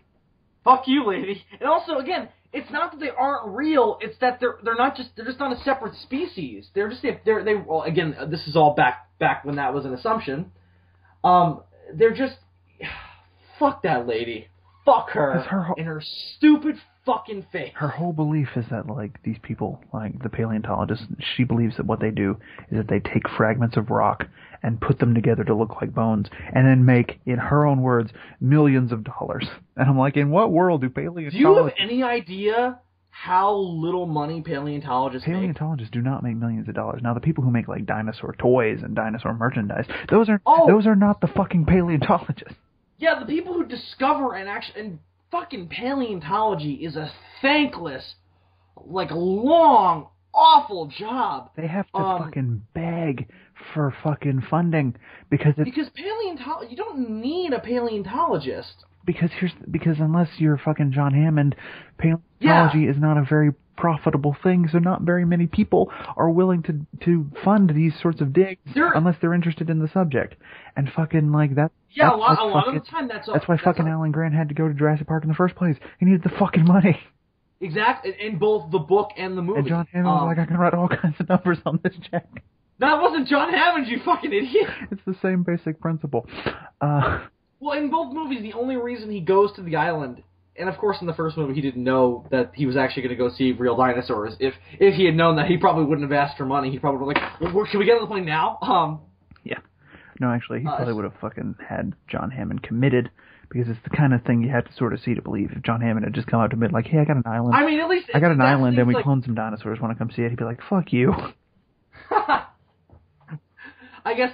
Well, that's something in the Lost World though, is that John Hammond says that I had to use my checkbook to get them there because he couldn't convince them, like, you're gonna go videotape dinosaurs. And Vince Vaughn and the other guy are just like, are you high? Did you say Vince Vaughn? Yeah. Vince Vaughn is in the Lost World. Oh, the Lost World. I'm sorry. I thought we were talking about the fucking first movie. I was like, Vince fucking Vaughn. What? Whenever I watch The Lost World, as much as I enjoy it, and I am a diehard, hardcore defender of that movie. I really genuinely like The Lost World. Fuck Vince Vaughn's character. Fucking. I don't like fucking him. Asshole, take their bullets. Fuck you. But Jeff Goldblum's awesome. Why don't I fucking throw you in like a cage with a wild animal and don't give you any bullets, fucking Vince Vaughn, you eco-terrorist son of a bitch. It's like, did you see? And here's the thing that I've had conversations with people about Jurassic Park and how realistic or not realistic the whole premise of it can't work is. Because the whole point of a Jurassic Park story is that you can't have the park work. And, I've had arguments with people where it's like, oh, why can't we get it to work? Of course it could work. We could control dinosaurs so easily. And if you want to learn why Jurassic Park just can't work, even if you can clone the dinosaurs, why you just... finds a way. Not even that, just like why it's just impractical to create Jurassic Park, just read the book. Because there are chapters upon chapters of explanation of, like, the different protocols they have for different things and how stupid some of the mistakes they made are. Yeah, like the lysine contingency, that's gone into a lot more detail in the book.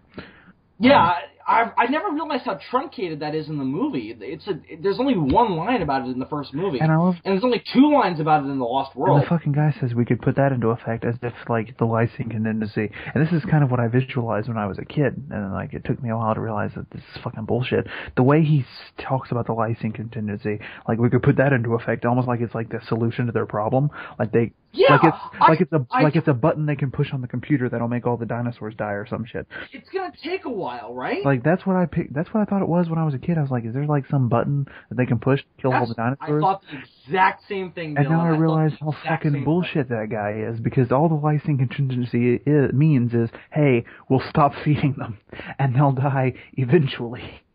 Right, exactly. Eventually. And here's the thing, it's like, in the Lost World, they're like, that's bullshit, because they can get it from other places. And I always assumed in the Lost World, they just... plants for your islands that didn't fucking have lysine in them, dumbass. Yeah, they explain in the Lost World, just like, where they're getting the lysine from, and I always just assumed, like, listen, they're genetically engineered dinosaurs, anything is possible. They're genetically engineered theme park monsters. And as it is, in the Lost World, they're already playing around with the genes anyway, because they've got a whole bunch of fucking dinosaurs that must have bred way quicker than they would have been able to. In the new movie, they're like, hey, we got hybrids now. And I'm like, you always did. Those dinosaurs are part fucking frog. Exactly. There's fucking frog DNA in all of those fucking dinosaurs. Yeah. And by the way, they figure that out way quicker in the book than they do in the movie. They can breed because fucking frog DNA. Nah. Yeah, the whole, there's a lot, like, the whole action set piece that the movie is kind of based around doesn't happen until the book is almost over. Yeah. Like, most of the book is about the kind of science and about the thematic weight of how just much of a bad idea that park is, especially given in the book that the people's motivations and what they're using the park for are not the same as in the movie. John Hammond isn't in it to just create wonder and fucking give this sense of wonder to the people of the world, and he doesn't have that character motivation of, I wanted to give people something that they could see and touch, something real. You know, in the book he's a profiting bastard. He's in it to make... I mean, there's an element of that, definitely. It's mentioned, but it just almost comes off like an excuse just to make money. It's more about him making money. He still has the showman thing. There's the whole chapter where Gennaro, is that the fucking lawyer's name, is reminiscing about how... And he's a totally different character in the book, too. He's way more likable in the book. He's very different in the book. Anyway, there's an entire chapter where he reminisces about him and John Hammond pitching the idea for the park to the investors. With the elephant and everything, yeah. The little tiny elephant, and he goes into detail about how great of a showman John Hammond is. So it's still there, but it's... Oh, and he says, like, I want to give the children of the world deserve to see our dinosaurs. How dare these people try and take that away from them? He's very, they play up this very, like, crotchety old man aspect of John Hammond. Yeah. He's a completely different character. Plus, he fucking dies. Well, that's the other big thing, is that he dies in the book. Also, how about the fucking compies who didn't make their way? The compies are a big deal in the first book. Yeah, they're not even in the first movie. Is that fucking scene from the second movie that opens the movie? Yeah. That's how Jurassic Park kind of opens. I mean, the raptor scene happens first, but the difference with the book is that the raptor scene doesn't happen in the present day. Yeah. That's the most vivid memory I have of reading the book when I was a kid, was that scene of the guy going to the hospital and he's got the slashes in him. How about that fucking chapter? This creeped me the fuck out as a kid, or not as a kid, when I read the book. The chapter about the fucking compies, you know, some of them had gotten to the mainland, fucking sneaking into rooms at night and fucking eating babies. Yeah, that chapter was fucking harrowing. They ate babies, man. They ate babies. There's this whole fucking catastrophe in Costa Rica of just like, there's a spike in and what is it called? Sudden infant death syndrome? Yeah, SIDS. And they realize that it's not because kids are suffocating in their sleep, it's because the fucking compies are killing them. They think it's like some form of basilisk lizard. They don't know what it is. They're trying to identify it. That's a big part of the book. Yeah, there's a whole subplot, or not a subplot. The book doesn't become even remotely like the movie until about like until about 50 pages in. Yeah, because it opens. And I actually like that about it. It has a fantastic sense of build up. But and again, I'm not knocking the movie. Jurassic Park is still one of my favorite movies. The book takes more time than Gareth Edwards, which is a lot. Debatably longer. especially given how long it takes to see the T-Rex. Oh yeah, the T-Rex. I mean, they hold off on that. Not I always say see, I mean actually like be part of the story. Yeah. Oh, but you know what though? The T-Rex is... They do it differently in the book where on the tour they actually see all the dinosaurs. Yeah. They don't do that thing in the movie where they don't see any of them except for the sick Triceratops. And then Ian Malcolm's like, although that happens in the book too, but it's a Stegosaurus. You are gonna have dinosaurs on your dinosaur tour, right? Also, Hammond Hello? and Malcolm have a way more antagonistic relationship in the book. Yeah. Hammond like outwardly hates Ian Malcolm, and again, that's in the movie, but he does in the movie too. He straight up says, "I Not to really the same hate that man." not to the same extent, though, Dylan. Well, he's at least civil to Ian Malcolm in the movie. He's fucking Richard Attenborough. He doesn't fully hate anybody. He doesn't have that bone in his body. He was fucking Santa Claus. Well, the thing I like about the movie is that the characters all have a way more of a degree of common sense than they do in the book, in terms of, like, just their personalities. Yeah. Not that the characters in the book don't have common sense. It's just that they just feel a little bit more kind of well-rounded. Especially John Hammond. And Alan Grant has a little bit more of a interesting personality.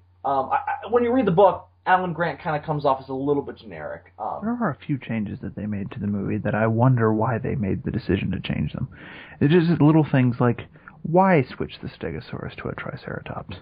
You know? Yeah, that's a weird... I actually watched a documentary recently about the making of Jurassic Park, which weirdly was the only major Spielberg movie that I have never heard him talk about that much. Is this the one from the DVDs? The Return to Jurassic Park, yeah. Yeah. Fantastic documentary. Is it the one where they talk about the hurricane that happened while they were filming and all that shit? Yeah, and they're talking about how Richard Attenborough slept through it. Yeah, that was a great story.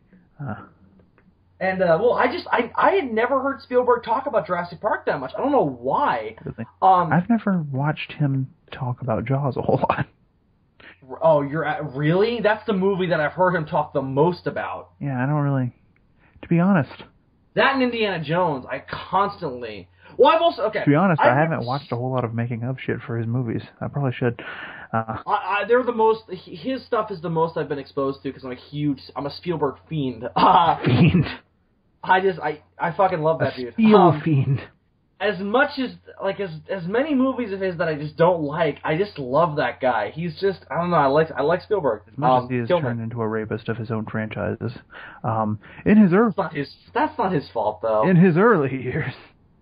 It's not his fault though. Indiana Jones 4 is not his fault. It's Shia LaBeouf's. That movie. Not all of the problems in that movie can be traced back to Shia LaBeouf though. No, every other problem can be traced back to George Lucas. There are issues of writing. Yeah, well, that's because they got David Cope to write it, and he it's kind of hit or miss. What else has he done? Spider-Man, first one. Oh, shit. Jurassic Park. He did Jurassic Park, but he co-wrote it with Michael Crichton, so... That movie, fucking the first Spider-Man, is probably the definition of the word hit or miss, or the phrase. Oh, yeah, big time. Well, so is The Lost World, and I think he has exclusive screenwriting credits in that movie. Spider-Man 2, on the other hand, still my favorite Spider-Man movie ever. I don't think he has, I don't think he wrote Spider-Man 2. I think somebody else did. Probably. Did he come back for 3? I wouldn't be surprised. I have no idea. I think Raimi actually has a writing credit for 3. Shit, really? Yeah. That dude did Evil Dead. He's done good things. He did Darkman, dude. And I don't even like Darkman that much. That was a huge conversation Andres and I had when I was over his house. Like, he loves Darkman, and I was like, yeah, I don't really like Darkman. Darkman's okay. You heard about this Evil Dead television series they're gonna do? Yeah, I have. I know nothing about it. I really don't care. I know very little about it. Bruce Campbell's in it. That's pretty much all I know. Is he playing Ash, or is he just gonna play? Yeah, he's playing fucking Ash. What? Yeah. That's not a stupid question. I thought maybe they were rebooting and. Oh, like he would be like Ash's like father, or something. Or like I don't his know. like mentor. So it's in big air quotes in continuity with the original movies. Well, which version of the original story? Well, that's why I said big air quotes. The question would be: is it in continuity with Evil Dead, or is it in continuity with Evil Dead 2 / Army of Darkness? It's probably in continuity with the last 2 movies. 'Cause Evil Dead 2 is this weird, like, remake, but not really a remake, but not really fully a reboot. It's like, I don't know what it is. I don't know how to define it. I don't know what box to put it in. If any, you can't put Evil Dead 2 in a box, though. You just can't. It's a bad idea to put Evil Dead 2 in a box. Evil Dead 2 it just happens, and you sit back and you just enjoy it. And we are so far off of the subject of Apatosaurus, it's not even funny. Well, I actually wanted. We've actually been pretty much on track with how I wanted this conversation. I wanted to get into talking about Jurassic Park because I've been reading it. Okay. What were some of the other things that we wanted to talk about? Well, no, I'm just saying we're not that off track. Is my point. There was a short list. Well, since we've I think we've said everything we need to say about the Brontosauruses. I'm happy they're back. Yeah, they're back. Again, it's kind of a big deal in terms of science fiction and everything because Brontosauruses have been in a lot of obviously there's one in King Kong, The Lost World. Yeah. And by The Lost World I mean the original Lost World, not the Lost World Jurassic Park. By the way, Michael Crichton, why you gotta be so confusing? Why you gotta name your major dinosaur sequel to a major dinosaur story? Call it The Lost World. And the movie, it's like The Lost World Jurassic Park. It's kind of an awkward title. Why not Jurassic Park 2 The Lost World? Or just Jurassic Park The Lost World. Or just Jurassic Park 2. Or I like the title The Lost World, and here's why. The Lost World is a weirdly, way darker movie than the original Jurassic Park. And that was completely intentional. For some reason, Spielberg has this obsession with making the second movie really dark. What if the title had been Jurassic Park Site B? Nah, it's stupid. That's stupid.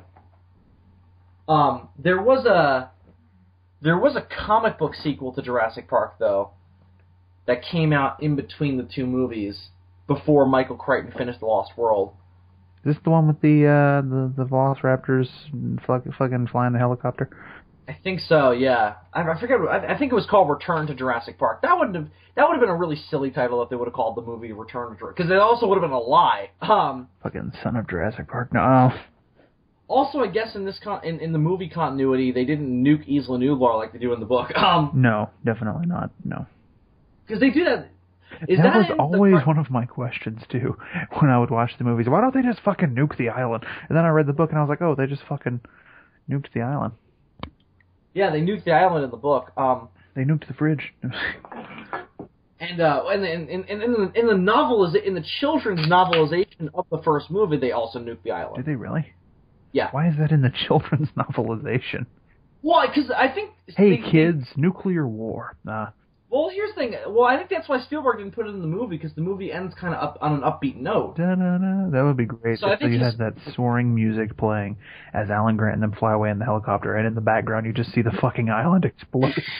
Da-da-da. I think that's why they cut it out. But yes, there is it is implied in that Isla Nublar was nuked. Obviously, with Jurassic World, that's not the case. No. They're going back to Isla Nublar. When did they imply that fucking it was nuked? Well, because they never went back to Isla Nublar. Isla Nublar is never mentioned again. Because there are now two islands, and the next two movies just happen to both take place on that new island. But you got to assume though that they at least Oh, you know what? Oh, never mind. I was about to say the hurricane kind of defeats the purpose of the nuke, but I always wanted them to do something with that fucking shaving cream can.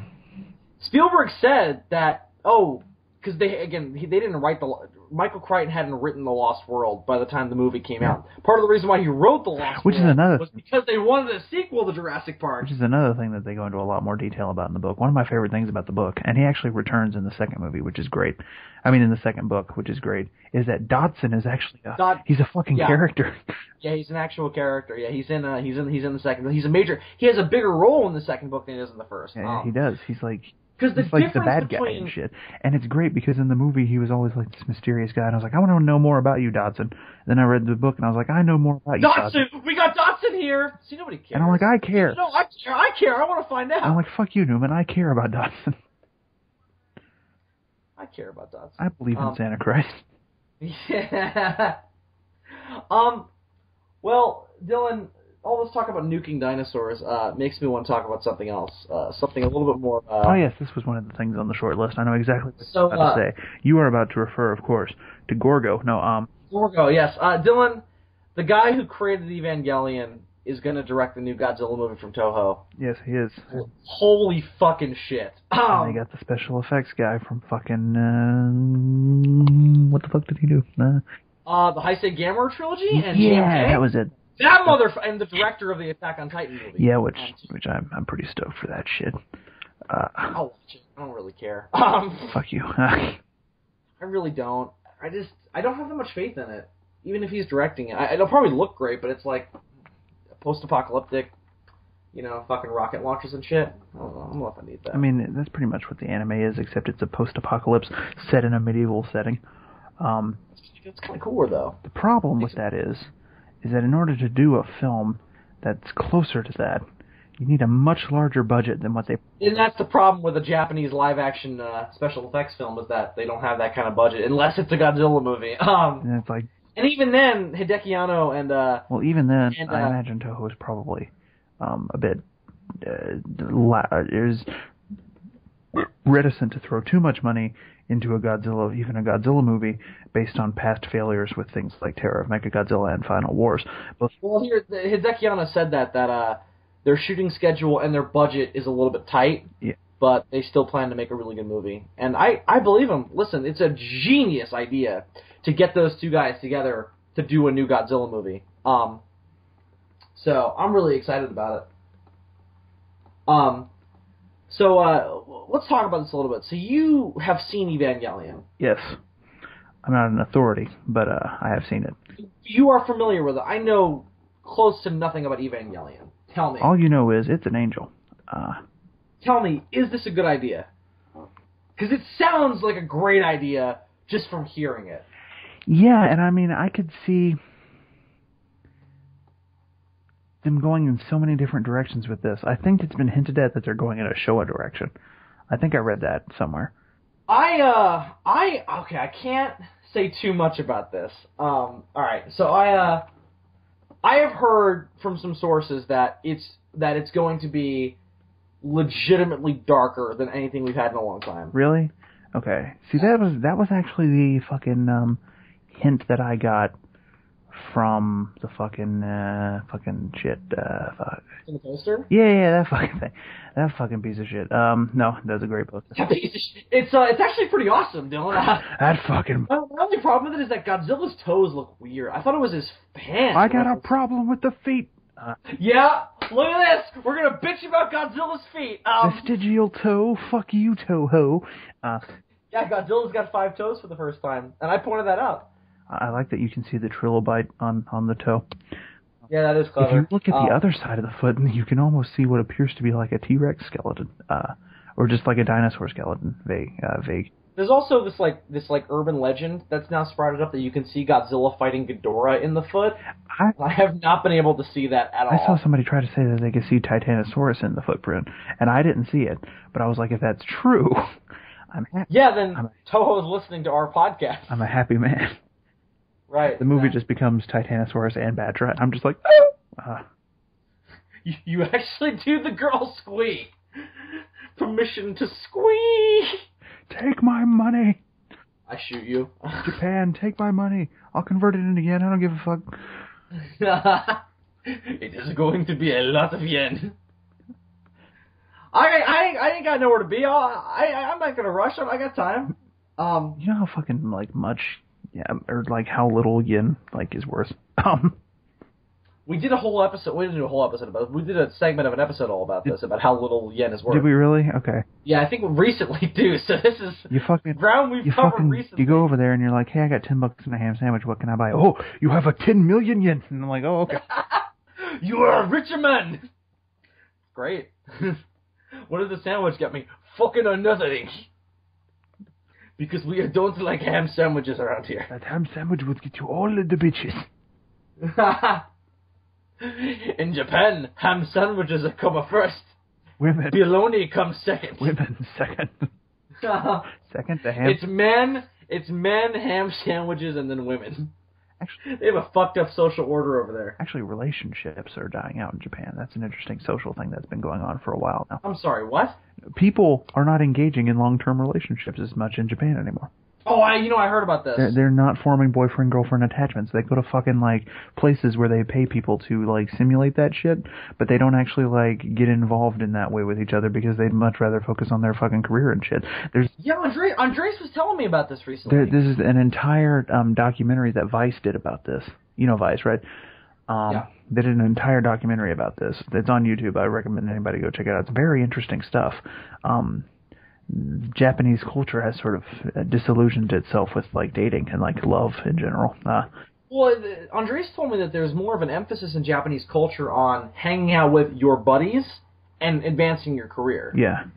Kind of going out and drinking with the boys. And I was like, isn't that kind of the same thing here? And he's like, no, but there isn't this requirement to meet a woman, marry her, and then have a family. That's not really a concern. Yeah, no, it's like, have kids if you want to, but really, there's too many of us already. It's like, well, do you think that's part of it? That's kind of the... I don't know if that's really their reasoning. That's more of a Chinese problem than a Japanese problem. Yeah, but I mean, Japan still has a huge, like, space problem. They are very overcrowded, yeah. I mean, they have airports in the middle of the ocean. Haven't you seen Godzilla vs. Biollante? Fucking landing helicopters and shit, and fucking Miki Sagusa, like, making Godzilla look red and shit. It's all weird, Dylan. It's weird over there. I recently found out that people actually live in fucking Hiroshima and Nagasaki again. Like, I don't know how long that's been going on, but it's like it's not a wasteland anymore. It's going on for a long time. I always just assumed that it was still fucking... No! like this Chernobyl shit. No, I don't think it works the same way. No, it's older atomic stuff. It had a much smaller radioactive half-life. That's what they call it. Yeah. There's also, I think there's another reason why it just doesn't last as long. It was just super crude. Well, the other reason is... Also, it's not constantly pouring out like Chernobyl. Yeah, the other difference was Chernobyl was a meltdown, which is different than an explosion. Right. Because the kind of energy some of the energy must burn up with the explosion. Almost I'm not... as like... Shockingly, I actually don't know a terrible much about how hydrogen bombs actually work, which is kind of weird given my fandom. You know, atomic energy... You realize, of course, that atomic energy is the very process by which, like, stars operate. Yeah. And so by that same token, I sort of attribute the difference of an atomic explosion or a meltdown kind of the way that, like, a supernova versus a collapsing star. Supernova, it explodes, it does some damage, it's over, okay? You can begin to build. Right. But when a star collapses in on itself, shit just gets fucked up. Like, yeah, because that's what isn't that what happened with Krypton? That's how fucking black holes are made, motherfucker. Stars fucking fold in. I'm like, is that what happened in Superman? Stars fucking fold in on themselves and fucking turn into black holes, and fucking everybody's life is ruined. Fucking Space Godzilla gets created. It's all fucked up. Then the fucking apes have to fucking leave their planet, find a new planet. They're fucking building two Mecha Godzillas, kidnapping fucking dinosaurs and making them work for them. It's all fucked up. It's just an awful thing to happen. That's chaos theory. Give me a supernova any day. I'll be dead in 2 seconds. It won't matter. Collapsing star, just a fucking hassle. First of all, your heat goes out immediately. And then if you survive the freezing, you have to survive the whole fucking, I'm tumbling into a black hole, which you wouldn't survive the freezing anyway. No, you would die pretty much instantaneously. Yeah. But anyway, so back to Godzilla. Godzilla, who is not all that attributed with black holes, except on a few occasions. Yeah, Godzilla, never been in a black hole before. Certainly nothing we have done has involved Godzilla going into a black hole. No, that would just be silly. No, that'd be ridiculous. That sounds like the plot of a bad movie from 2001. Ooh, 2000, Dylan. That movie was made in 2000. Oh yeah, you're fucking right. I'm fucking not drunk, Bitch. but fucking buzzed. So let's talk about Godzilla a little more, and then we'll wrap this up. We still know very little. All we know for sure is that those motherfuckers are working on it. It's probably going to be good. It's probably going to be good. It may be like the Godzilla movie that we need. It's going to be interesting to see how fans react to it in the wider kind of ether of we've got a good American Godzilla right now too. It'll be interesting to see how people who are now fans because of things like the new Godzilla movie and Pacific Rim, how they will react to this. If they'll even see it. They're such young fucking idiots. How dare they not be born in the same decade as me? How dare their age grant them ignorance? Dude, young people are fucking stupid. I'm sorry. They're stupid because they just don't have the experience as you do, motherfucker. I'm sure a 50-year-old thinks the same. I'm sure a 50-year-old thinks the same thing about you. He's like a fucking idiot. They just don't know anything. They're like fucking babies. A baby is worthless. Yeah, it's not like it's the future of our species or anything. No, not at all.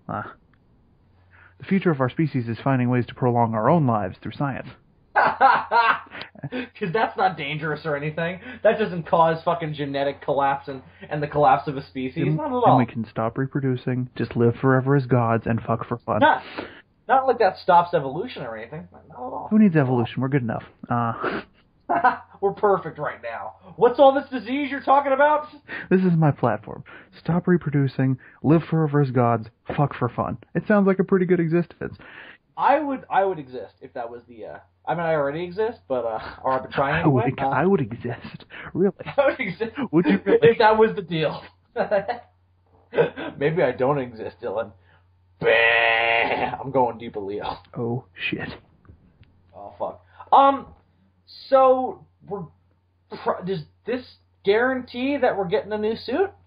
I'm pretty sure we're getting a new suit. Yes, so, right? I really want to know what the fucking design's going to look like. I mean, we have an idea. Yeah, this is. We have an idea of the feet.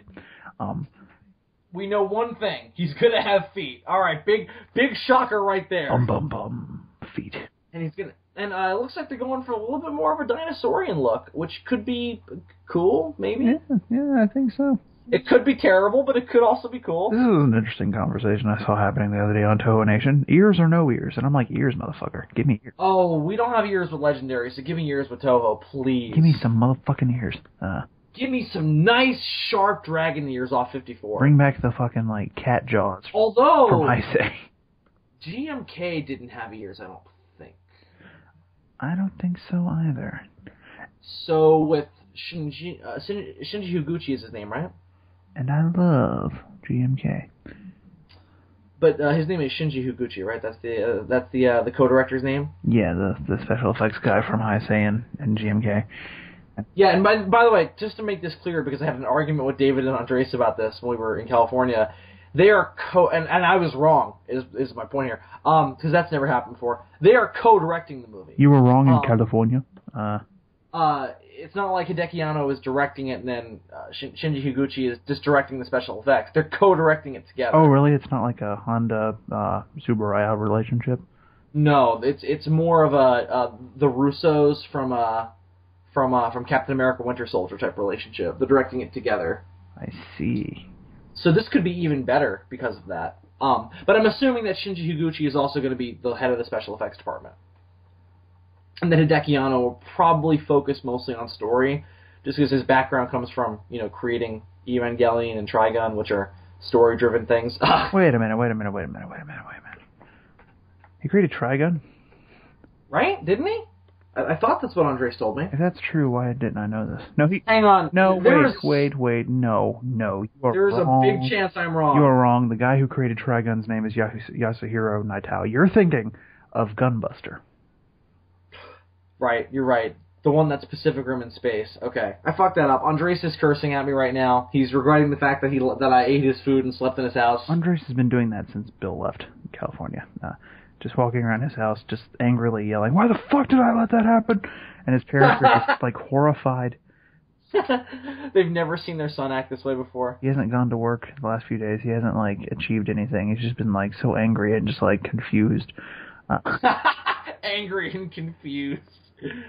That might be the episode title. Angry and confused.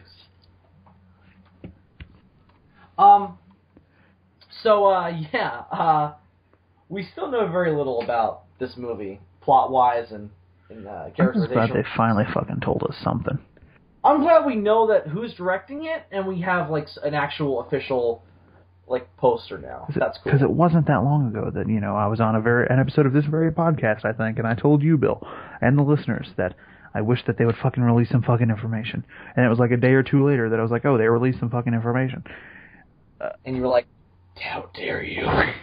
Before the podcast came up, you sly bastards. No, it was right after we put up that podcast. Was it really? Okay. Yeah, it was 2 episodes ago. Back in those days. The one where we created the slutty grandmother. Back when I was a bouncing baby 20-year-old. We should do that too. Is bring that because people gave us suggestions for yes, the slutty grandmother's names. I for one loved Grandma Stuffinbush. I like that too. I think that's the name, Grandma Stuffinbush. I like that. I think let's just go with that one, Grandma Stuffinbush. I just like the way it feels. I like the way it feels. Stuffinbush, yeah. Yeah, I like stuff in my bush. Oh, ho, ho. Whoa, hang on, what does that mean there, yeah, young man? ho, ho, ho. Took that joke a little far. I love how I crossed the line. Like, whoa, Bill, whoa. So, did you just say yeah. bush? Whoa, On camera? No comment. I almost said no camera. I'm like, no comment. There are a few honorable mentions. Granny Gucci was pretty good too. Grandma Muff. It's a little obvious, but Yeah, I think we're going with Stuffinbush. I like Stuffinbush a lot. There were some good options. There were some options, to be sure. Yes. So yeah, I'm happy with Grandma Stuffinbush. She has a son named Seymour Stuffinbush. He's a gynecologist. Oh, that's fucking brilliant! You crafty motherfucker. Oh, I'm so happy with that. I'm a big fan of that. It almost sounds like Steppenwolf, which is kind of funny. Stuffinbush, like it should be a band. And there should be a fucking his brother who's like a fucking drunk should be named Wolfgang Stuffinbush. Yes. They should like travel around and open for Duran Duran in their Van Van. Yes, exactly. And then Steppenwolf. Yes, of course, Steppenwolf. I'm a big fan of this. So yeah, we accomplished a lot tonight. And Grandma Stuffinbush is the roadie. Yeah, she just gets fucked by every fucking groupie. That's all she does. She's like Jabba the Hutt. She just sits in the back and just fucking brings in slave boys. Looks like fucking Sally Struthers. Oh. Oh god.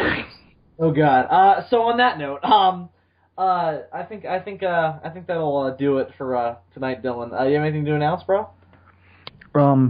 Yeah, actually. Okay, go ahead. People have been waiting, or they probably haven't, but I've been waiting to release the second part of my top 10 Jew Ranger list. Jew Ranger. And I was hoping I would have it up by now, but I currently do not. The problem is, there's a lot more that goes into it than the normal videos I do, because I've got to rewatch the episodes in question, write my synopsises, get the screenshots, all that shit. And I really just haven't had a lot of time at the moment. So I'm thinking that video is probably going to be postponed until like summer comes, and I have a little bit more time on my hands. So in the meantime, I'm going to redirect my efforts on getting the fucking next episode of Kaiju Spotlight.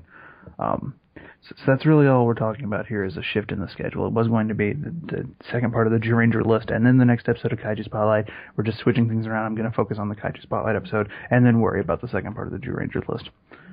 There's a ton to say on Gorgo anyway, so you can probably knock that one out pretty quick. Yeah, I mean, I knock out the Kaiju Spotlight episodes pretty quick anyway, because I don't bother doing fucking, like, research and shit. Because that's not what you would need to do for kaiju with long histories and interesting histories. No, I just say fuck all that. Hey, I kind of like the design. All right, okay, so get some views, good. Go home. Wow, that's a cynical way to fucking view Kaiju Spotlight. I have a cynical... Kaiju Spotlight, the true Toho story of Dylan McCandless. I have cynical ways of viewing everything, Bill. On his 21st birthday, he showed up dead in the ward. He put a maser cannon to his head. That actually did not happen. Yeah, he survived his 21st birthday. Congratulations. That would have been a very difficult way to off myself. First of all... Considering how they don't exist. Yeah, first of all, I would have to invent the maser cannon.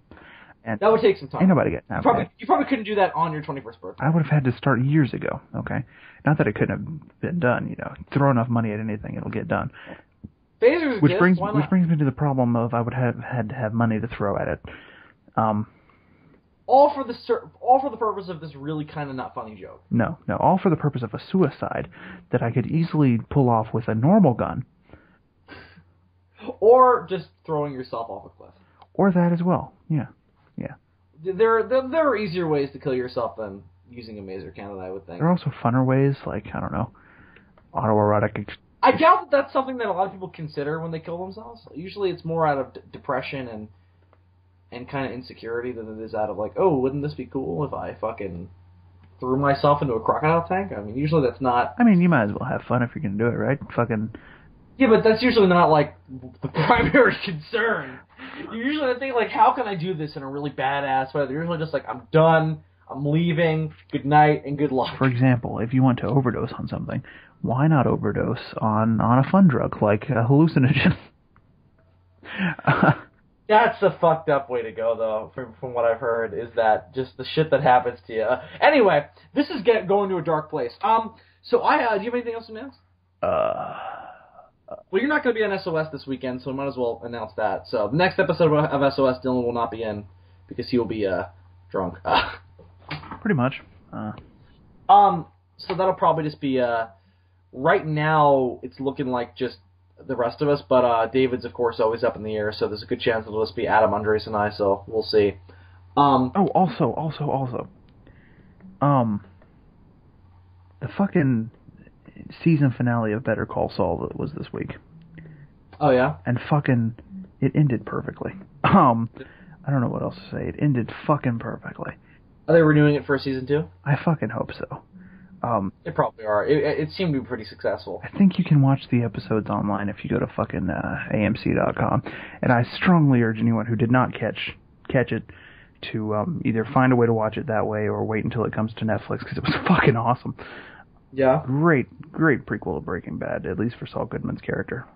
He didn't start using the name in the last episode of the season, which I was kind of hoping he would do, but even the same, he became the character, which is what ultimately needed to happen by the end of the first season. You need him to become that character, kind of like what Walter White did at the end of season 1 of Breaking Bad.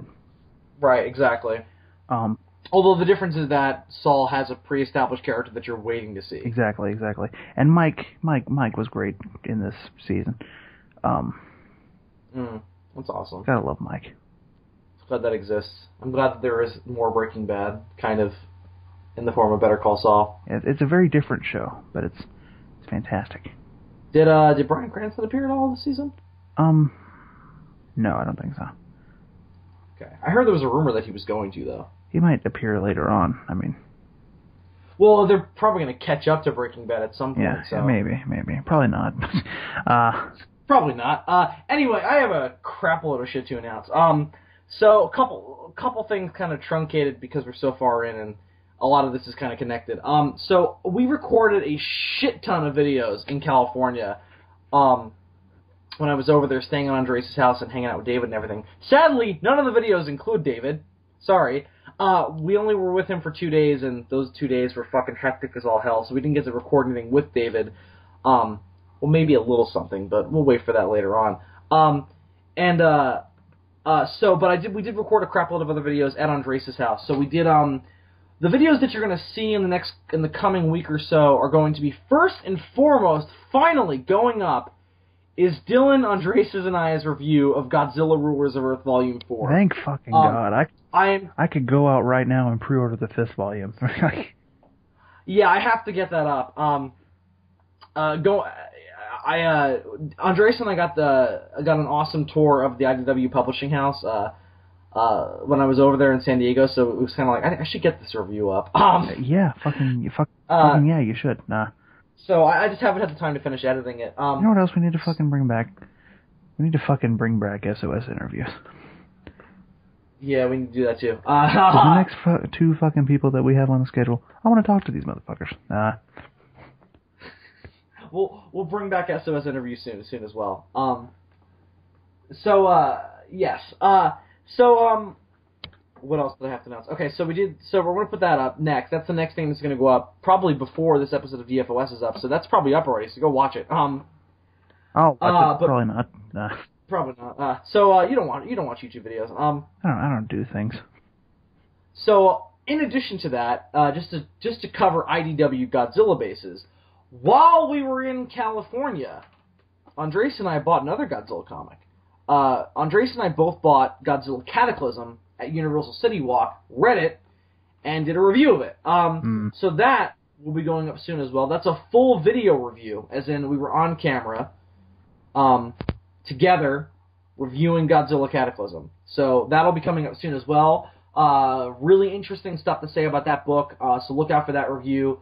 We both had some really kind of interesting and thought-provoking perspectives on that book and what it was trying to do with the character and the story and how successfully it managed to kind of do what it was setting out to do. So look out for that. We also did a commentary that we've been planning for a while on Free Willy.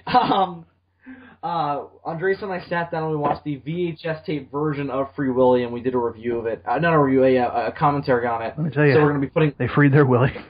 Oh, anyway, freed our Willy. No, I mean, we made that joke so many times in the fucking commentary. Fucking Willy. So look out for that soon as well. And then finally, I think the last thing is all of the Zazubar Reacts to videos that we recorded, that we kind of mentioned earlier. In which I watched a bunch of tokusatsu and anime stuff that Andres introduced me to. So I'm splitting those up into what I was reacting to, so there's going to be one for each thing. And I'm going to put those up on a weekly basis once I start getting them up. So look out for those. That'll spread us out for a while. Finally watched Gundam and the Big O and Ultraman and all that shit. Kamen Rider and Cowboy Bebop, so look out for those coming soon. I'll drink to that. First one's Ultraman. You'll drink to anything. You'll drink to... Oh, Dylan, we saw a picture of the Thing today. Ugh. I gotta tell you, this shit's at 100 proof. It'll put hair on your chest. Is it good, though? It's fucking amazing. Alright, it's fucking mint flavored. So also stuff that's gonna be coming in the future, soon. Again, I'm still kind of have on the back burner those plans to do top 10 lists for Buffy and Angel. So those are kind of on the back burner for right now, but those are things I'd like to do at some point. What else is there? Maybe there's a small chance that a certain Palooza might actually happen this year, given the a recent trailer for a certain film in a long-standing franchise. Think about that, kids. Think about that. Do a gay love story. Yes. Should we talk about that quick? Yes, we should. Oh, I just found out that what I'm drinking was imported from Germany, the fatherland. Whoa! So let's talk about this quickly. So of course, recently I posted my review as per the bet that Dylan and I did on this show a couple weeks ago. I did my review of Yeti, a gay love story, and I got a really good response to it. So thanks to everybody who commented and enjoyed it. I actually found it really entertaining. So I'm shocked that it came out as good as it did. But I'm glad everybody enjoyed. Work, Bill. Dylan was really in love with it, so that made me feel good, but also still fuck you. I'm not gonna lie, it was your best review ever. No, it wasn't. It was my favorite review you've ever done. Was it really? Actually, no. My favorite review you've ever done was on ZGC when you did Versus, because that was the first one I was in. So yeah, you were in it. I was in it, and we also reviewed Lake of Death on that. That also gives me a little extra incentive to watch something when I'm in it. Not always, though. Like this, I'm in this. Will I listen to this? Probably not. Yeah, because you're an asshole and I hate you. You used to listen to DFOS. I used to, every week. Now I ain't got time. I fucking got shit going on. I'm drinking and shit. Yeah, he's drunk now. He's gonna turn into a drunk. I don't listen to podcasts. Oh. I'm gonna be the fucking guy who has, the fucking, flask stuffed in his jacket. I want a flask. That's what I want. You should get a flask. Just buy a flask. That's all you need. Should have put that on my fucking Easter list. I don't know why you didn't, you son of a bitch. I should have. I just liked... Fucked up. You fucked up, Dylan. I just liked this fucking Schnapps' Facebook page. Just like the way it feels. Just like the way it feels. So, let's knock this out, because this is kind of cool. So, at the end of my review of Yeti: A Gay Love Story, I mentioned the unlikely possibility that the filmmakers of Yeti: A Gay Love Story would see my review of Yeti: A Gay Love Story. Now, it is probably important to note that in between that happening and what he's about to tell you happened, we discovered a Kickstarter page for Yeti: A Gay Love Story 2. Right, I had no idea that was a Life thing. on the Streets, Street Life. It's the only life I know. Street Life. Repeat the verse. I fucked that up. The first thing she says is Street Life. What is the first verse? Something, and then Street Life. It's the only life I know. Street Life. There's 1,000 parts to play. Street. Right. That's the. Until you play your life away. Ow. I fucking. So Yeti 2 is happening, and we learned about that I think the day I posted that review. Not only a Kickstarter page, but a Kickstarter page that got funded. This movie's happening. The movie's done. It's coming out in like a month. Yeah, it's coming out soon. So this is strangely timed. That Yeti: A Gay Love Story is relevant again, and I just happened to bet on it. Bill broke in on the ground floor of reviewing that movie. Believe that or not. So see, Bill, aren't you glad I won the bet? Hang on, what did I do? You broke in on the ground floor of reviewing Yeti: A Gay Love Story. Like, this is pretty untamed territory, isn't it? Like, you're one of the few videos on. Oh, yeah. If you look up Yeti: A Gay Love Story, I think mine is I think after the movie itself, it's the first option. Yeah. Because it's on Troma. That's how I watched it when I watched it. Yeah, Bill fucking. So it's the fourth video. Bill fucking broke in on the ground floor. So. I mean, listen, there wasn't. I don't know if there was a huge scuffle to be the guy who would do the big review of Yeti: A Gay Love Story. Yeah. But, I'm surprised Brad Jones hasn't done it. It might be too recent for him. He does. Yeah, okay. Anyway, so here's why I bring all this up. So, I commented on the unlikely event that the producers and directors of Yeti: A Gay Love Story would see my review. God damn, was I wrong? They saw it, motherfuckers. Oh, I think. Oh. Both of the directors saw it, because as I mentioned in the review, the film had two directors, and I think one of the producers, if I'm not mistaken, I'd have to go back and look. I know there were 3 people who commented on the YouTube video, and then one person who contacted me on Twitter. I think Adam was the one who contacted me on Twitter. Let me get their names up quick, because I want to give them... Not Adam, not our Adam. I would like to give them proper credit for the reason of they're really cool guys. Yeah, you know what? After at least based on the interactions that I've had with them. Okay, Eric is the one who contacted me on Twitter, and he was very, very nice and cool about the whole situation. Before they commented on this video, all we knew of them was that they created Yeti: A Gay Love Story, and at that time, obviously, we had the guttural reaction of "fuck those guys." But now that we've read now that we know more about them, I can safely say I would drink with these people. They seem like really cool guys. And let me just say this: doesn't change my opinion on the movie, obviously. But they seem like really cool guys, and based on what Eric has told me on Twitter, a lot of what I said in the review was certainly founded to a certain extent. Obviously, I'm sure they still disagree with me, which is expected, and I would welcome them to, since they're the makers of the film. Defend your art. Just. If by some chance they happen to listen to this, which apparently is a possibility now, thanks guys, I appreciate that. You guys seem like really cool guys, and I love how they weren't assholes about it. Like they didn't comment. No, they obviously you don't understand that Yeti: A Gay Love Story is a metaphor for life. I tried to make it clear in the video of listen, I get it. I get it. I get the joke. I don't find it particularly funny, but I get the joke. But anyway, but I also tried again. And I it seemed like a lot of people got this. I tried to make it as entertaining as I could in terms of kind of playing up my anger and everything. Because obviously I didn't have to. There was no reason for me to go on there and get as outraged as I did. But well, I guess there was some reason. No, it was pretty valid. It wasn't really all that much of acting. Anyway, just kidding. So here's where all this breaks down. here's where this all breaks down to, rather.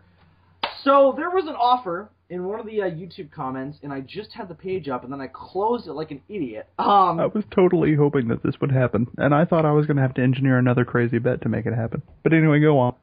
And it's going to happen anyway without your involvement.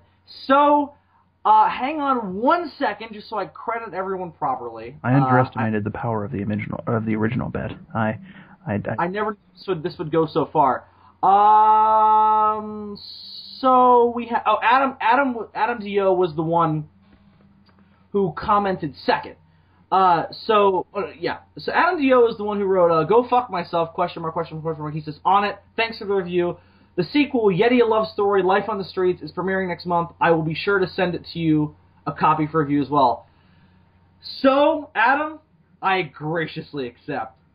So, kids, as soon as I am able to get my hands on it, I am going to be doing a review of Yeti: A Gay Love Story 2, Life on the Streets. The sad thing is, I might actually have to watch this one because they're going for like a blaxploitation angle, and It sounds kind of badass. I'm actually kind of excited to see it. The interesting thing about the sequel, from what we know, wow, I just saw a picture of Corey Feldman the way he looks now, and he looks a bit like Charlie Sheen. Anyway, they do look similar, I will admit. Anyway, what was I saying? Shit. I don't know. You were mentioning about how Yeti 2 is going to be like a blaxploitation. Oh, right. I got sidetracked. Okay. The thing about this one, and I think I mentioned this to you in a comment when you decided that you were going to review the second, but it was like, if it makes you feel any better, this movie actually looks like it has, a creative direction. Well, this movie seems to be going for a style, and I kind of like that style. I like blaxploitation movies, so I don't know. It could be awesome. I will graciously accept. I don't know if it's a challenge as much as an invitation. A gracious offer for a copy to review of Yeti: A Gay Love Story 2, Life on the Streets. I graciously accept.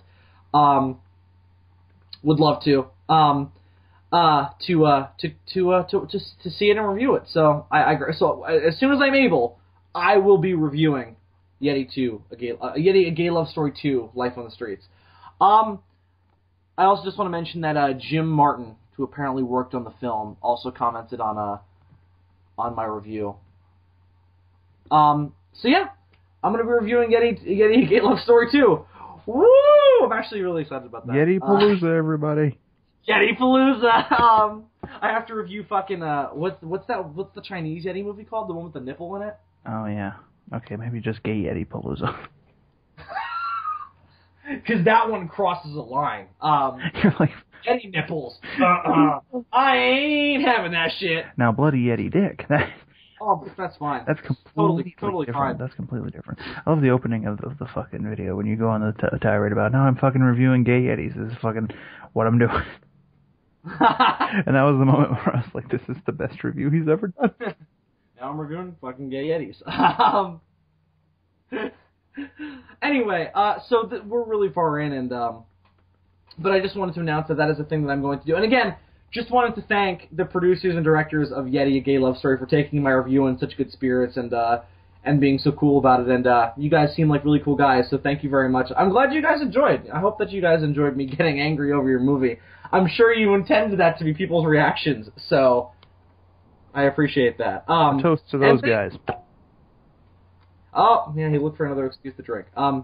So that's going to do it for this week's episode of the Demons from Outer Space, Dylan. Good job. So until next time, I'm Bill Worcester, a.k.a. Zazabot. I'm Super DM64. And as always, reminding you kids that dem jumps! And that's chaos. Good night, kids.